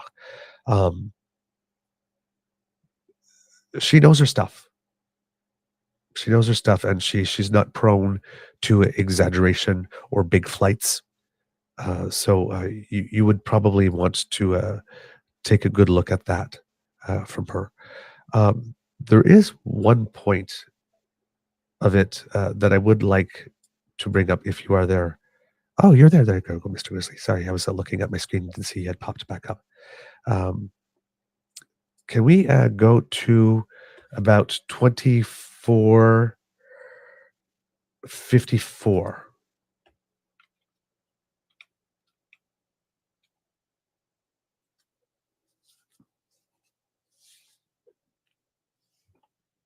Here we go. or question his former employment, his work on boards. It's been interesting to watch. The Conservatives are in some respects trying to tie him to Donald Trump with this new attack ad that they are going to be putting resources behind, where they in fact go so far as to suggest that policy choices around the carbon tax make him and Justin Trudeau sellouts to Canada. I wonder how effective you think the Conservatives have been thus far in trying to define Mark Carney. First of all, I think we're being very creative with the definition of conflict of interest. A conflict of interest is when you have current ties with a company, you have a business interest somewhere, or your close one, your immediate family or close friends have some immediate ties with businesses that might interfere with your role that you have in public office. It's not about your resume. And so if we are using the word conflict of interest to talk about past employers, we're getting outside of the definition of conflict of interest. That being said, I do think that although there's this adaptation of Pierre Poilievre trying to pivot from Axe the Tax to Canada First, using red colors, which is historical for the Conservative Party at a rally this weekend. What we're still seeing is basically attacks on the opponent, which I think might be the issue in and of itself in terms of the results in the poll. That's just my instinct. I do believe that we are in a unite as Canadian moment, and that partisan attacks isn't something that a lot of Canadians have an appetite for. And so I think maybe the trap with Pierre Poilievre is that he's been trying to find the right way to attack, while people might not have any patience or time with Canadians attacking other Canadians right now. And so the Liberal government message has been very much focused on what's happening in the US, what's been happening in Europe, and trying to find solutions there. And so, but if you are trying to basically disparage another Canadian as the American government is attacking us, I think you might have the wrong political strategy. And so that's just my hint right now, but we'll see how fast Pierre Poilievre goes with that. But I think it's actually being focused on another Canadian rather than on the Americans, that the issue, not how you attack your fellow Canadian. Françoise, that very much does bring us to the rally this weekend, and I thought it was really interesting the way in which Pierre Poilievre has tried to use a kind of patriotism that attacks his opponents, right? If you look, there was a lot of policy, I thought, in that speech, some of which we hadn't heard before, talking about things like naming future structures and statues after Sir John A. Macdonald, like a lot of things basically suggesting that his fundamental argument, the Liberals have kind of not done right by Canadian history and by Canadians, and he is going to turn all of that around. How effective an argument do you think that is in the moment that we are in, as Emily just spoke about? Well, I do think that for the crowd that was there, he was catering to them. I mean, today's attack by the Conservative MP, and the same goes with the NDP, by the way, with Matthew Green going after Liberals and Conservatives in a way I haven't heard in the last few weeks, because they've been pretty quiet on their side. Made me think, geez, did I miss a poll somewhere? And lo and behold, I got the Angus Reid, and I went, now I understand. And I think for the Conservative, I was kind of expecting a little shift. Last week, we passed the whole week saying, how will Pierre Poilievre pivot in all that? And I think they didn't so much pivot as just decided to adapt a bit their message because of Donald Trump. And they're relying again to the recipe that worked for them for the last 2 years that might not be adapted with the situation and where Canadians are right now. But it gave me an impression, and maybe I'm wrong, and maybe Kate will say you're totally wrong, but I felt like it's as if it's a desperate move in a sense that they want to retain at least their base, because that's basically the message that fits their base, but it's not a message that stands up to the level that Canadians are at facing Donald Trump and the attack that he's making on Canada.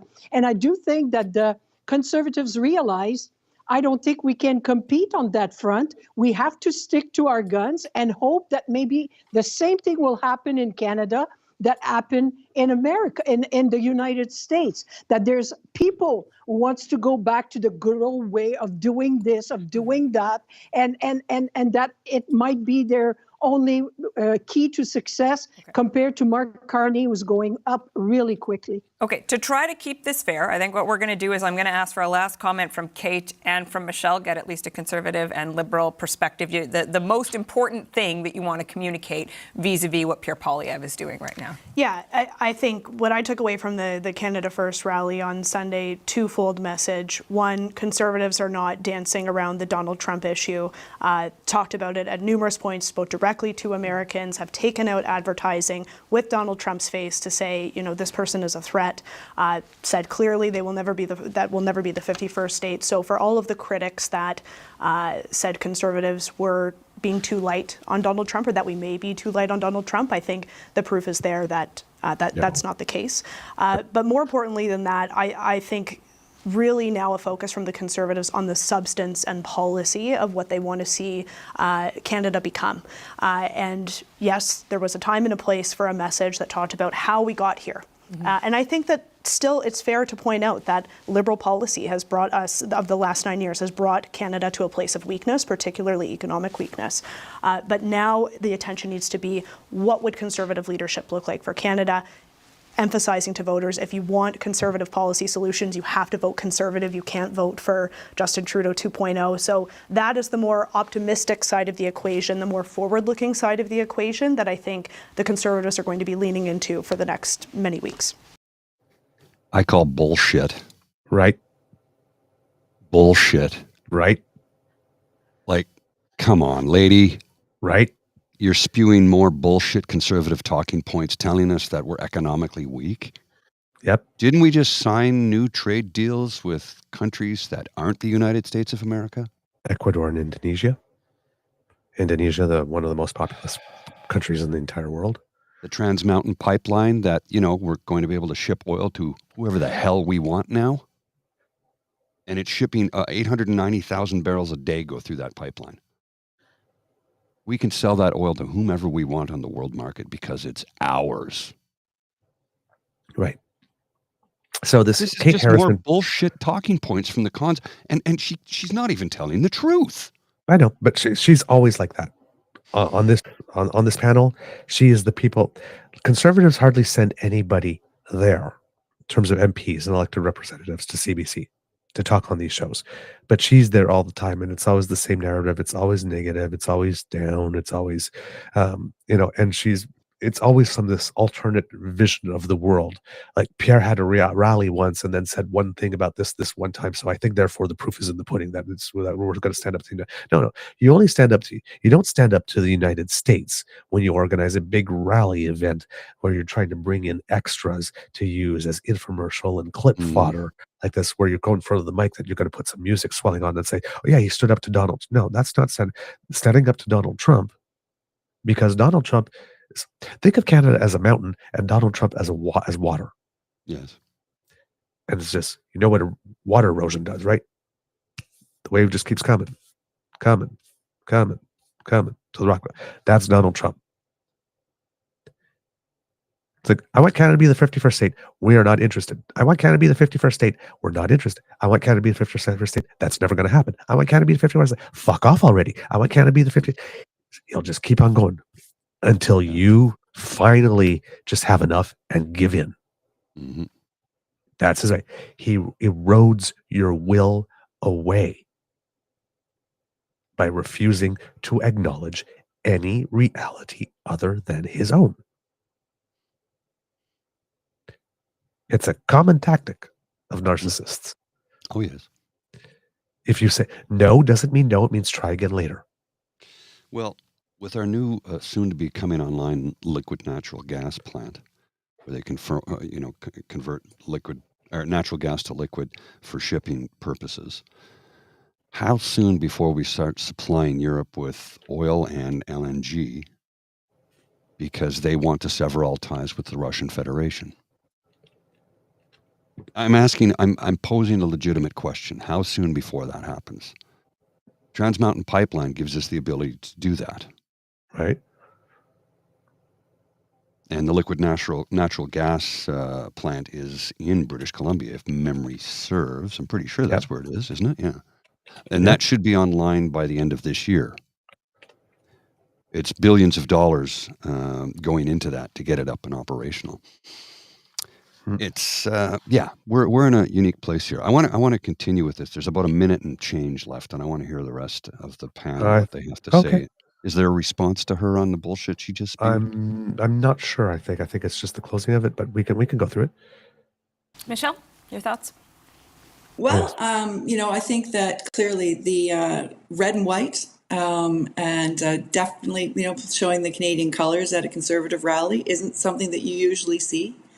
I think that him trying to shed the angry man and desperately trying to pivot and just to find something that's going to work probably gives legitimacy to a lot of these polls and showing that they are converging, because clearly their own internal polling is saying the same thing. And I think that he's struggling to find his feet right now. And I think that it's not the campaign that they thought they were going to run. And he has to now be a different person.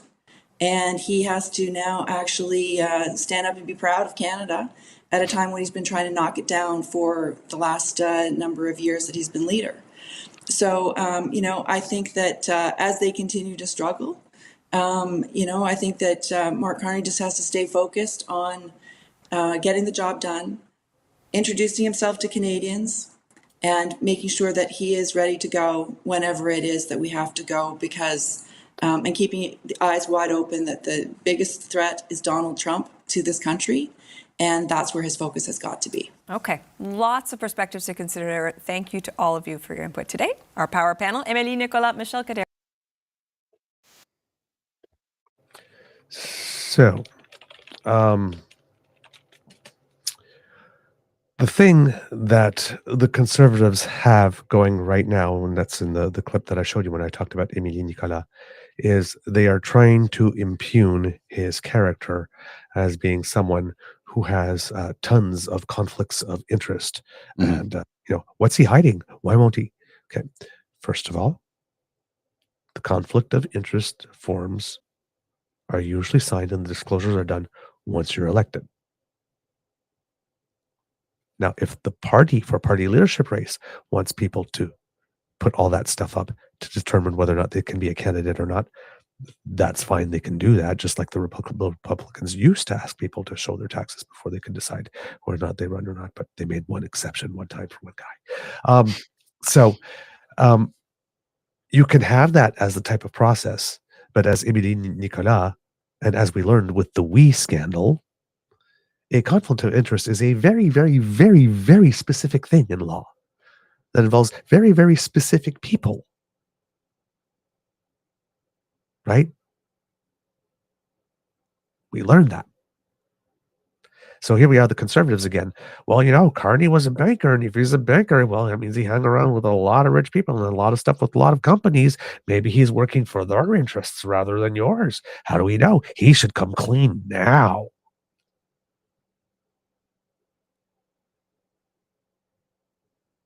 Okay.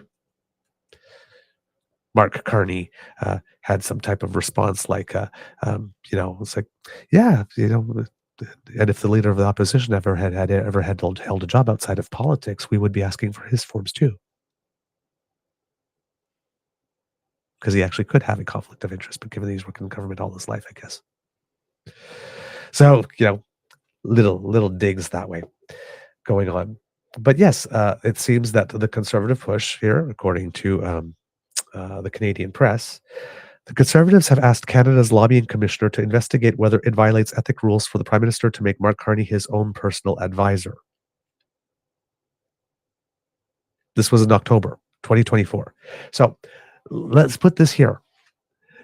The Conservatives have been telling us since Mark Carney entered the race that it's the Carney-Trudeau Liberals It's Carney-Trudeau drug policy. It's the Carney-Trudeau. But the Conservatives only asked Canada's lobbying commissioner to investigate whether it violates ethic rules for the Prime Minister to make Mark Carney his own personal advisor in October 2024.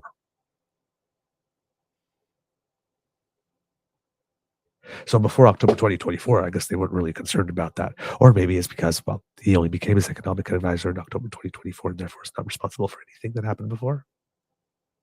But since you're building all your narrative that the whole 9 years are Carney years is true, so you can't actually put that little factoid out now, can you? So he became the advisor in October 2024, right away. Like, is this ethical? They said Carney will help shape the party's policies for the next election. An advisor doesn't help shape the policies. An advisor gives advice. This type of policy could be good in this type of situation. It could yield this effect. It could have these downsides. These downsides can be mitigated by something like this.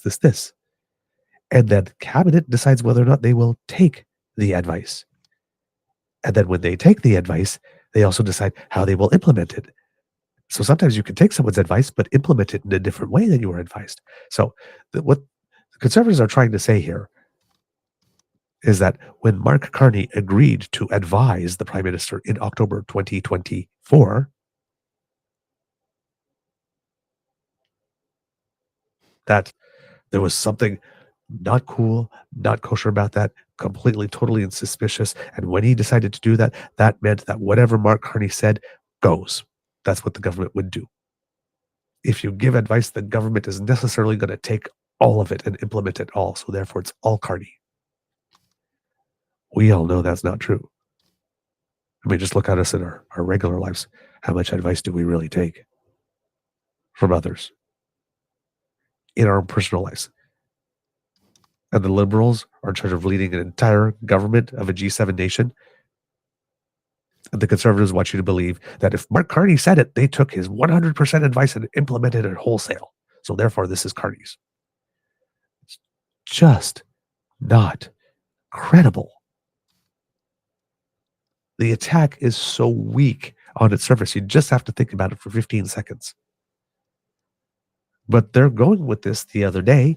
I saw a tweet. It was like, the Conservatives understood the assignment. It was a scrum.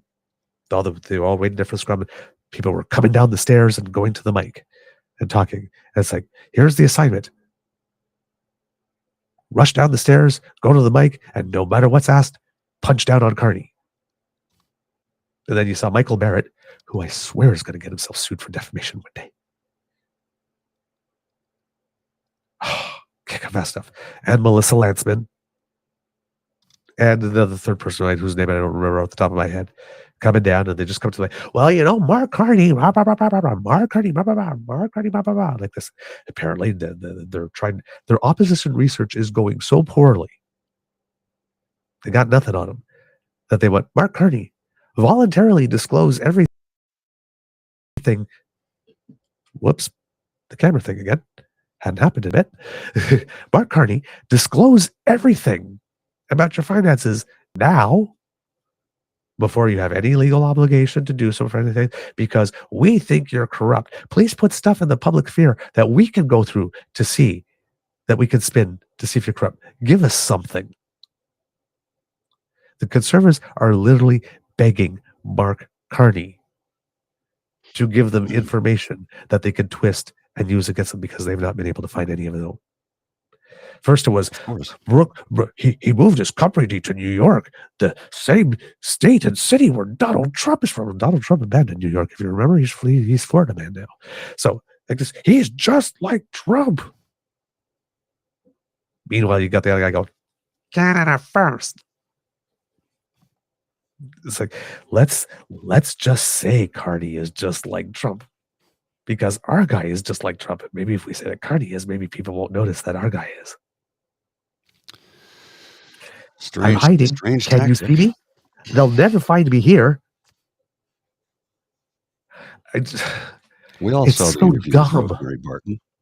Look how he responds to an interviewer who is somewhat hostile towards him. And see Mark Carney's response versus an interviewer asking Pierre Poilievre a simple question. not hostile, just a simple question. When he lies and they say, "But sir, that isn't true." "Oh, it is. It's the answer." He gets defensive immediately. This is not an individual who shows us what statesmanship is. This is not an individual who should be running a one-man parade. I'm telling you, this guy is not good for this country at all. I'm gonna bring in something real quick here. History. A high-speed rail network between Breaking Quebec news. City and Toronto with stops in Trois-Rivières, Laval, Montreal, Ottawa, and Peterborough. High-speed It'll rail. span 1,000 kilometers with 100% electric trains that will reach speeds of 300 kilometers an hour. A This is great reliable, news. efficient, high-speed rail network will be a game changer for Canadians, slashing travel times by half, getting you from Toronto to Montreal in 3 hours. Ooh, It'll yes, please. stimulate our economy, strengthen the bonds between cities and our two most populous provinces, and reduce costs for businesses while improving their productivity and competitiveness. So I thought I'd just drop that. It's live on CPAC right now. I thought I'd throw that in there because I thought it's a pretty big announcement. I knew it was coming, but I thought it was interesting that we could show a clip of it live. He was actually started about 5 minutes ago. This is a game changer for so many people. It's going to create a ton of jobs, but not only that. No, I don't think. No, they're not going to skip Cornwall. They're going to continue. It's going to be a line that goes to Ottawa and a line that goes up right past Cornwall and into Montreal. So it'll be a Montreal line from Toronto and an Ottawa line as well. As from what I know, Okay. I could be wrong though. I could be wrong. Yeah, yeah, because if they have a Montreal line to Toronto, that does, because then you wouldn't have to go through Ottawa Correct. to do it. But they want this one to go through Peterborough, which Via does not go through anymore. Used to, Correct. but does not go through anymore. So I'm not sure what station along the way on the other end that's not going to get hit. Yeah, I haven't seen but the full but they'll route. probably be served by the Montreal route instead of the Ottawa route. But they've chosen, instead of going with high frequency rail, which was what was on the table for a bit. Yes. Which I approved of, don't get me wrong, in separate corridors for Via. Now they're just going to build a whole new high-speed electric. And could they go with maglev in the future? I don't know. I don't know what they're doing exactly, but this is great because exactly decreasing the need for new Ford highways. Precisely. Right? Not only that, you think about it. So from Toronto to Montreal in 3 hours on train, how long would it take to fly? Now, you're in the air for about 45 to 50 minutes. But travel time to the airport, travel you have time be to at the airport, through security check-in. And same thing, it's going to take you almost 5 hours. That's the whole thing. If you could get a high-speed train, all of these short-haul flights, there's no real need for them anymore. No. I mean, to a certain extent, they'll still exist. Yes. Somebody needs to get there immediately, but you'll be able to reduce them, which reduces pollution, which is good. And if they could build one between Calgary and Edmonton as well. Yes, and that that's is the actually other population center that could use one. They don't even have a link. There's no link at all. Zero. No link. So they are looking at that in Alberta. Provincially, I don't know if there's federal funds on the table for that, but it's something that should occur in Alberta, long since overdue. I can take a train to Edmonton. I cannot take a train to Calgary. There's no trains to Calgary. Right. Calgary has LRTs, but there's no trains to Calgary. Right. So I can take a train to Jasper, which is great. Right. But I can't take a train to Calgary. Yeah, I learned that the hard way when I had to be in Red Deer. So you can take a train to minus Edmonton 40. Take a bus. Yes. I had to be in Red Deer in minus 40 to give a speech to elk farmers. My life was very glamorous. Actually, I really liked that trip, to be totally honest. No, seriously. I was in Alberta. We were staying in Calgary, but it was so cold, and there was no rail link anywhere. So I was like looking up Greyhound buses. It was so cold, the Greyhound buses weren't even running that day. I actually had to take a taxi from Calgary to Red Deer and back. And it was a Saturday, so I couldn't call my employer and say, I know I have to go give this speech there, but there's actually no way to get here. And I've gotten all the way to Calgary, and I'm so close to Red Deer, but it's going to be like an extra $200 and something. Can I incur this cost or not? And there was nobody to ask. So I thought, well, I sat there and I'm thinking, And this was like my first big trip Right. as an employee. So I'm thinking, oh shit, I'm going to go get myself fired right away.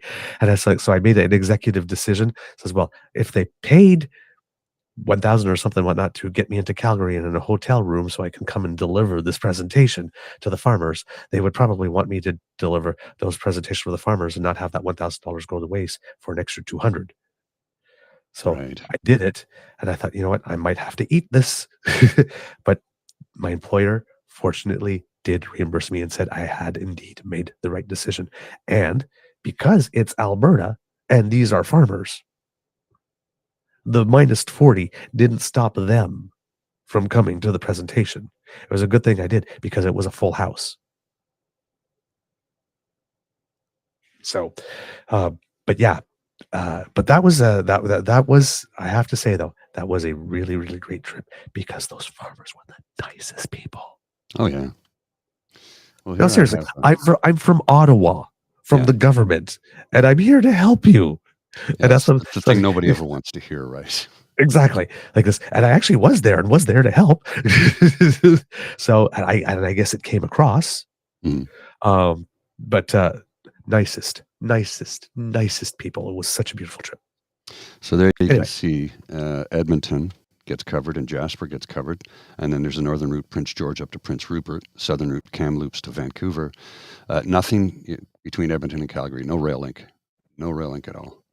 And we do have, thankfully, Churchill, Manitoba is serviced by rail, which is great.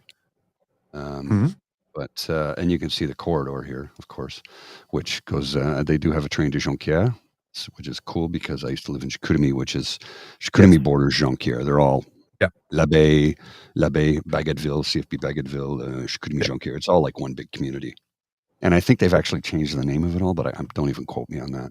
But you can see the Quebec City Windsor corridor here and all the stops along. So, yeah. But from Toronto to Quebec City, high speed is brilliant. And there will be, branch offs to Ottawa. To exactly what degree, I don't know. This is the current route map. Okay, so this seems serious because here in the newspaper article from the CBC article about it, the consortium selected to build the line was only informed in the last 24 hours that their bid was the best of the three submitted, according to the sources that spoke to Radio-Canada. So I'm guessing they probably announced not only that it's going ahead, but that they've chosen who won the contract. So this is serious. This is happening. As Radio-Canada first reported in October, the Liberal government had opted for a high-speed train rather than a slower, high-frequency train project to transport passengers between Quebec City and Toronto. Proponents of the project hope the train will take passengers from Montreal to Toronto in 3 hours. By car, it takes 5.5. Sources told Radio-Canada in October that the train will travel 300 kilometers per hour, double the speed of Via Rail's current trains. The train is expected to use a newly built separate electrified track and run frequently. In addition to Quebec City, Montreal, and Toronto, it would serve Trois-Rivières, Laval, Ottawa, and Peterborough. Oh, good. Trois-Rivières also had lost their train service because I remember my brother used to live there. Does he still live in Trois-Rivières? Yeah, he still lives in Trois-Rivières West. Now he lives in Trois-Rivières proper. And I used to go all the time and get off in Trois-Rivières. It was just extremely convenient. And then all of a sudden, it just disappeared. The tracks, I think. Stayed more on the south shore for a little bit and then crossed closer to Quebec City, and therefore you couldn't stop in Trois-Rivières anymore. And then they didn't put a stop in Nicolette, which is a small town just across the river from Trois-Rivières, because they would have to build a whole station and stuff. So Trois-Rivières just lost their train service. Period. Transport Canada initially estimates the cost of the high-speed rail link between the two cities as high as $80 billion. It's expected to take 4 to 5 years to design the future high-speed line, and the funds are to be allocated at the end of that time period, so it's possible a future government could modify or cancel the project. Which we hope won't happen. Better not. Because I think the vast majority of Canadians, and again, the vast majority lives in that zone, like it or not. I know people in Alberta get pissed. They go, why are there so many seats in Ontario? There should be as many as in Alberta. I'm like, because we're almost 4 times your population. You want to be represented? Then move to a place where there's more people. It's that simple. I'm sorry. There's less than 5 million people in Alberta, and there's 16,250,000 in Ontario. Yep. So it works that way. There's more seats because there's more people. Yep. So, good announcement. Thank you for breaking in with that. Now, about the Mark Carney conflict thing, alleged conflict thing, because there isn't any that we know of, but the Conservatives are trying to raise the specter. In a public letter in Parliament Hill news conference Tuesday, Conservative ethics critic Michael Barrett, sir, if you are going to go out in front of a camera and make suggestions that would essentially be false witness statements, maybe ethics is not the thing you should be criticizing. Just saying. Said the timelines and existing ethics rules for cabinet ministers and the prime minister would give Mr. Carney up to 4 months after becoming prime minister before such a disclosure is made public. The perception that Mr. Carney is the frontrunner in the Liberal leadership race was strengthened Tuesday with the release of new fundraising figures showing him well ahead of both in terms of amounts raised and total number of contributions. Mr. Carney has pledged to follow all existing rules, but the Conservatives say that's not enough, given the potential for a quick turnaround between the Liberal Party announcing its new leader on March 9th and a federal election campaign launched shortly after. Quote, to be clear, the rules weren't designed for a situation like this, Mr. Barrett told reporters on Tuesday. Oh, but now suddenly you want new rules. Okay. So you had 10 years as government. That loophole was there then. But you didn't want that rule change. So now because it's Carney and he's leading and you guys are trailing on the polls, now you want him. So let's see. We're not saying he's corrupt, but let him put everything on the table and let's see if he is. Well, we know what the Conservatives would do with that, eh? They would grab something, they'd point to it and go, see, just like they did with the Brookfield thing. He moved his thing to New York. He's just like Trump. He's betrayed it. He'll sell us out. Oh, yeah, Brookfield Asset Management still remains in Toronto. That part they don't tell you. So conservatives, one of the favorite ways, because conservatives will just outright make shit up, pull stuff out of their ass and say it and claim it's true. They will outright state opinions as if they were facts. That's another way that they bullshit. But the other thing that they do as well, that they're very, very good at doing, is lying by committing sins of omission. Telling you that the Brookfield, one part of Brookfield went to New York, but not telling you it's so that they could be registered on U.S. indices on the stock market, and not telling you that the parent company is still 100% Canadian. Now, why would a party want you to believe that something that Mark Carney is associated with went to New York just because it went to New York and he's a sellout and had no reason for the decision at all, no business case? And why would they not tell you that this company that they're talking about has a parent company that is still headquartered in Canada? For what reason would the Conservatives, who are so ethical and love information, take information that is in the public domain and present it as other than it is by omitting two key pieces of information by that information? Why would a party want to do that? Well, Girls, please.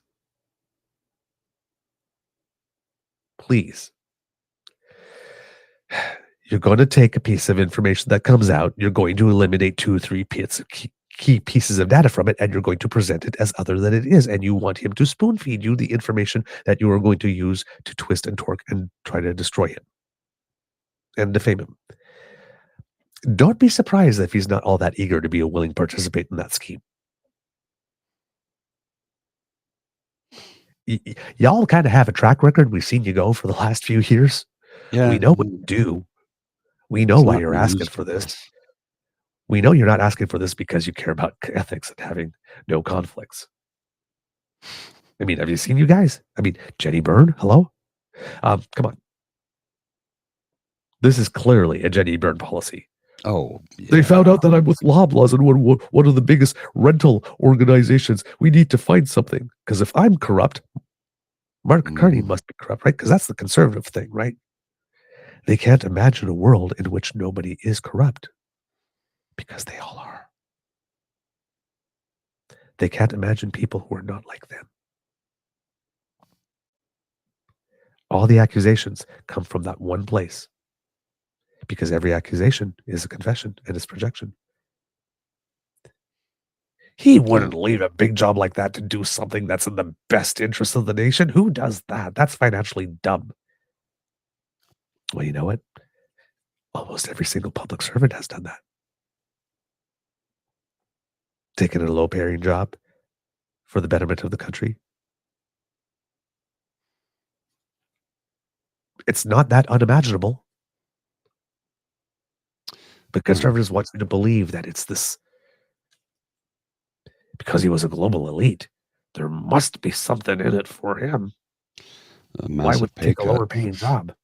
Yeah, I think because he cares about the country. Certainly can't be because he cares about the country. Fuck, we don't. Yeah. Oh, sorry. Did I say that out loud? Sorry. You said the quiet part out loud, didn't you? That's literally the conservatives. Mm-hmm. Oh, yeah. They just can't imagine a world in which everybody is not as corrupt as they are. And that's why they talk about everybody as if they are corrupt as they are, while denying that they are corrupt, of course. It's accuse everybody else of that which you are and that which you do. So just going to give it's the Alto is the name of the project. It's Canada's largest infrastructure project ever, connecting nearly 20 million Canadians between Quebec City and Toronto with a 300-kilometer-per-hour high-speed rail. There you go. Back to Mr. Carney. Said that most of the boards he was a member of in recent years were philanthropic organizations. I think we showed that yesterday in the interview.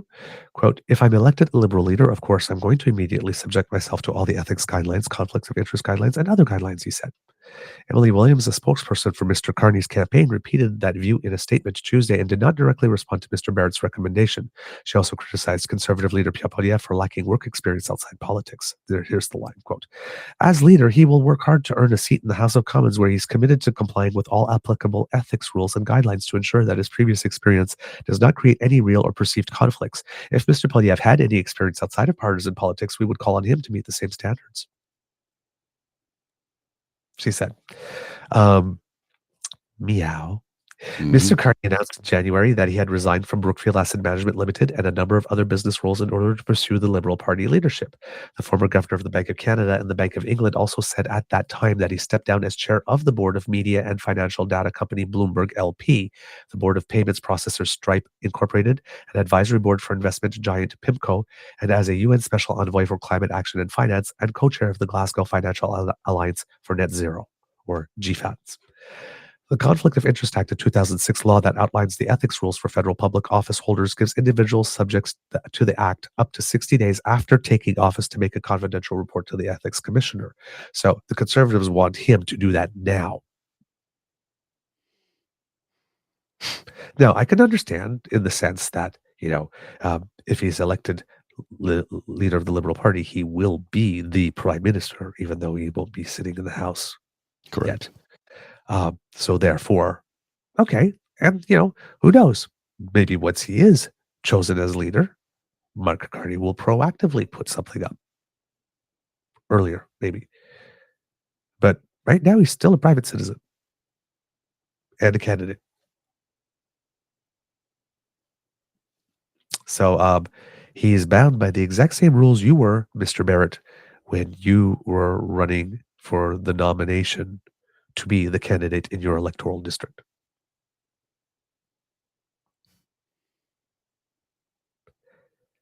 It's the same rules. And the Westminster parliamentary system has always allowed for the fact that a party leader could resign prior to an election. There could be a new leadership race, and the person doesn't have a seat in the House. So that quote-unquote loophole has existed as long as the Westminster parliamentary system has existed.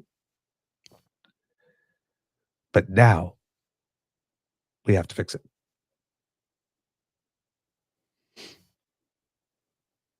Okay.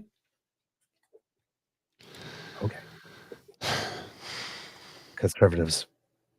It's just rules happen just because. We have a new rule. We have a new rule. He's got to put it out now. If he doesn't put it out, and now, because he won't put it out now, of course, they're going to say now it's going to be, well, what's he hiding? Right? That's why this works for the Conservatives either way, because if he puts something out that they take stuff and then they torque it like they did the Brookfield stuff to tell you a lie. Mm-hmm. That's easily debunkable.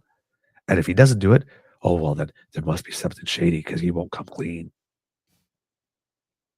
He won't go over and above. So the Conservatives are sitting there like this. Well, because if he wins, he will be prime minister. He really should be going over and above and proactively doing so. We shouldn't even have to ask. Okay, you first.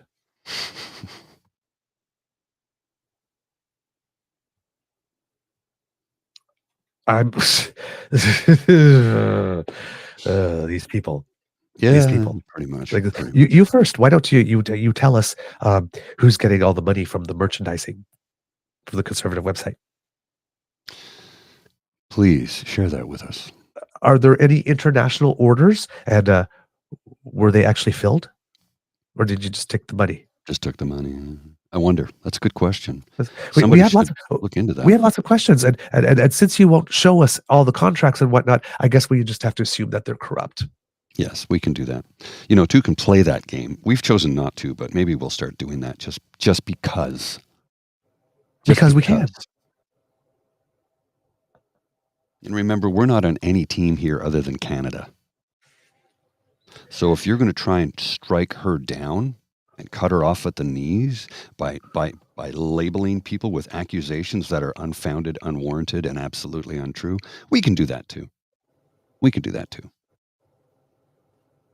I've got the latest Nanos poll for the province of Ontario. Have you seen this? No, I have not yet. I was looking for it. I've been refreshing over and over again. There it is. Ford's PCs maintain a double-digit lead over Liberals as campaign enters final stretch. That's the Nick Nanos survey.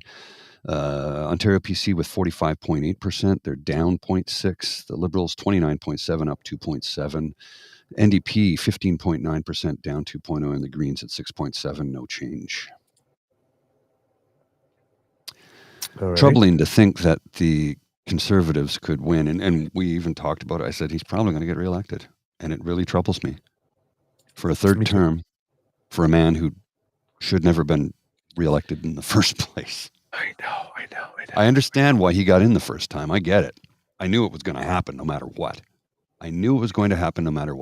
Because Andrea Horwath was a terrible candidate, and people were just tired of the Liberal government after 16 years or 12 or 14, however long it was, after Dalton McGuinty, and then I can see her face, but I can't. Thank you, Kathleen Wynne. They were just tired of the Liberal government and wanted a regime change. Unfortunately, we brought in a corrupt idiot. And he's been in there for 2 terms, called the election early because he thinks he can win a third, and it looks like he may just. So people in Ontario, get out and vote. Because if you live in this province, and unless you're a wealthy land developer, if you think he's actually done good by the province and for the people of this province, there's nothing I can do to help you. Right. But if you know the truth, you've seen what he's done, how he squandered billions, then get out and vote. Vote for your own best interest. Vote for the interest of your community, your friends, your family, your neighbors. That person down the street whose child has autism, vote for them. The senior in long-term care home, vote for them. The people who are waiting for days upon days to get emergency services because the ERs are closed in communities all across the province, vote for them. People waiting to get into housing but can't afford to buy a $500,000 developer's profiteering house, which they say is affordable, and it isn't. Vote for them. It's not time to sit on your duff. Yep. Indeed. Interesting news from Main Street specifically. If Karina Gould won the leadership, she would be able to keep the Liberals above 100 seats as well. Probably not saying they would win, but that clearly she's viable, which is very interesting. So yeah, we have Polling Canada also mentions, because you might hear this as a narrative, there will be a giant question of whether Carney is able to keep the momentum once he's in an election or once an election is going. But people have been comparing it to 2011 with Ignatieff. One problem. Huge difference between the two.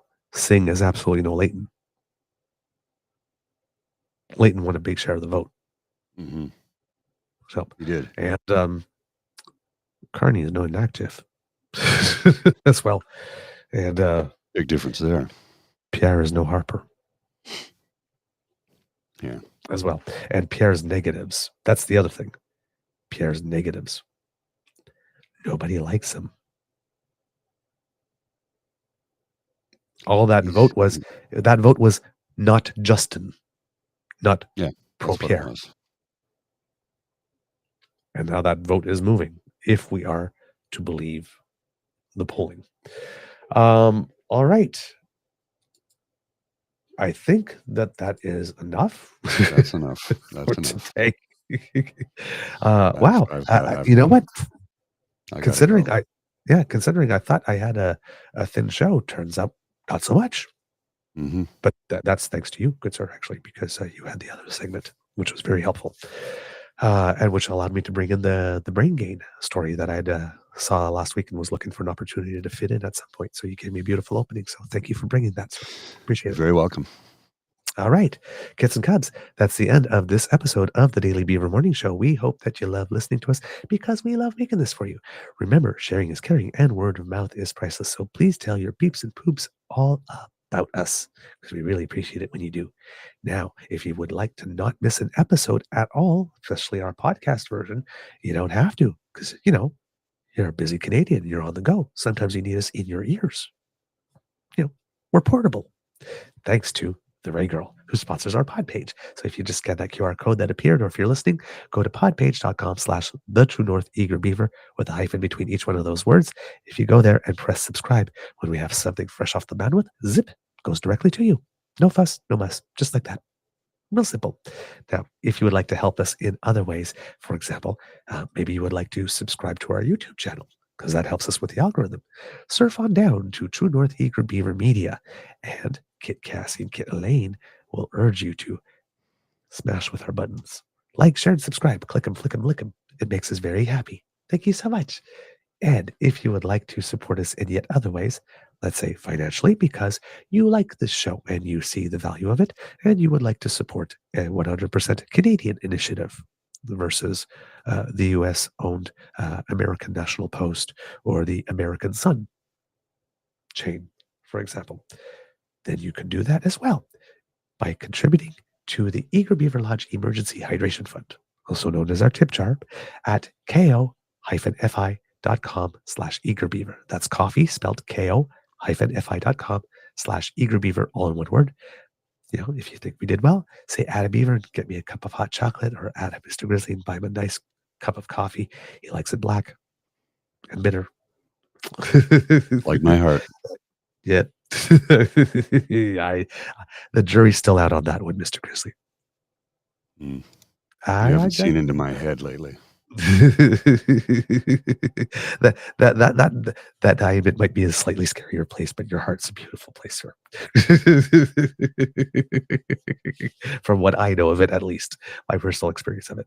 So, kids and cubs, if you would like to make a little contribution, we would appreciate that. Thank you so much. Keeps the show going, helps us keep the lights on, as we say.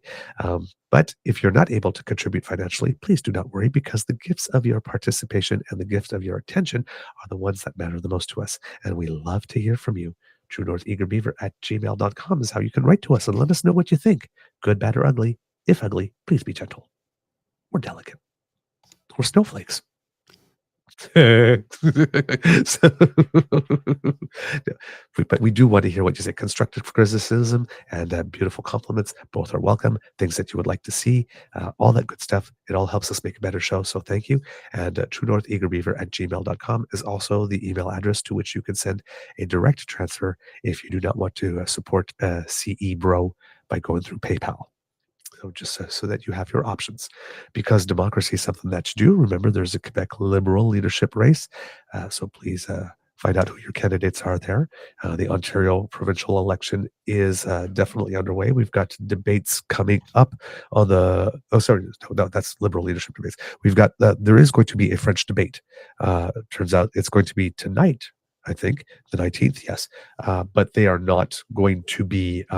It's not going to be the party leaders who are there at all. So unfortunately, that is the case. But at least there will be something for those who are francophones. But it's really sad that It's pathetic. that it's not the leaders, and not a single one of the leaders as well. Like, not one of the parties is sending That's their leader disappointing. to speak in French. Now, I don't know if it's the thing, well, if Doug Ford is not going to be there, then my time is better spent elsewhere. But I'm sure I have a feeling that Merritt Stiles could probably hold her own somewhat. A little bit. I'm surprised that none of them have decided to go. But that will be tonight pour les francophones. Ce soir, le débat, entre guillemets, en français, pour l'élection en Ontario. What else do we have here? And then, of course, Liberal leadership race, of course. Those debates are coming on the 24th and the 25th, so mark those on your calendar. Right. Mr. Grizzly, do you have some words of wisdom for us? Take care of your mental health. That's all I've got today. Very Take care of your mental health. Yep, absolutely. Do that. All right. Kids and cubs, it can be a tough world out there. So please be kind to and gentle with yourself. Mr. Grizzly, cue the cock, please, sir. You are listening to a True North Eager Beaver Media Incorporated podcast. The True North Eager Beaver podcasts are proudly brought to you by our founding sponsors, the Misfit Mysteries from Corvid Moon Publishing, your source for science fiction, fantasy, and cozy mysteries featuring a broad diversity of characters. CanadianTarot.com, their uniquely Canadian online eclectic tarot community, and The Peppermaster, hot pepper sauces made from farm-fresh ingredients to thrill your taste buds and expand your mind. We are grateful to the Crier Media Network for its support, Pete Jarvis for our artwork, and Paul Joseph Something for our opening and closing sequence music.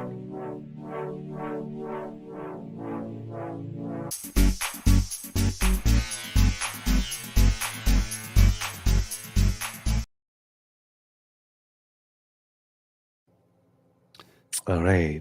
You got something, Mr. Grizzly? Yeah, I got something quick that's kind of comical. I'd say the sourdough bread came out great. Bracing myself for the comments. Ooh. Oh, my. It's a sourdough bread, folks. Settle down.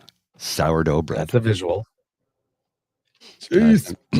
This comment from a gentleman, I'll put it on the screen and read it to you because it's the comment from this gentleman is funny.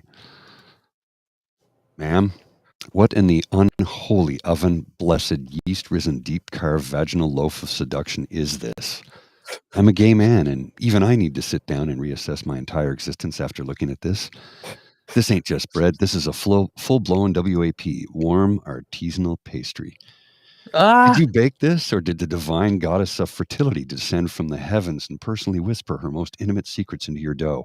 Because I swear to God, this bread is ovulating. I feel like if I stare at this too long, it's going to ask me for my credit card information and emotionally manipulate me. I don't know whether to butter it or take it to dinner first. This isn't sourdough. This is a yeast-based thirst trap, a fully fermented coochie croissant, a golden-baked pussy panini. Congratulations, you didn't just make bread, you brought new meaning to buns in the oven. Fuck. I thought that was funny. What was the one, the double C, the something crostini?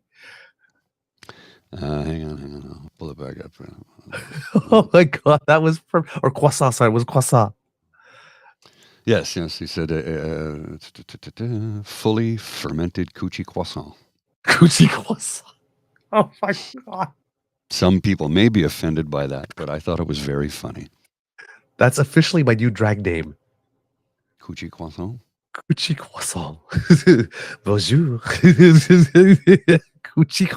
Oh my God. That's a perfect drag name. Oh shit.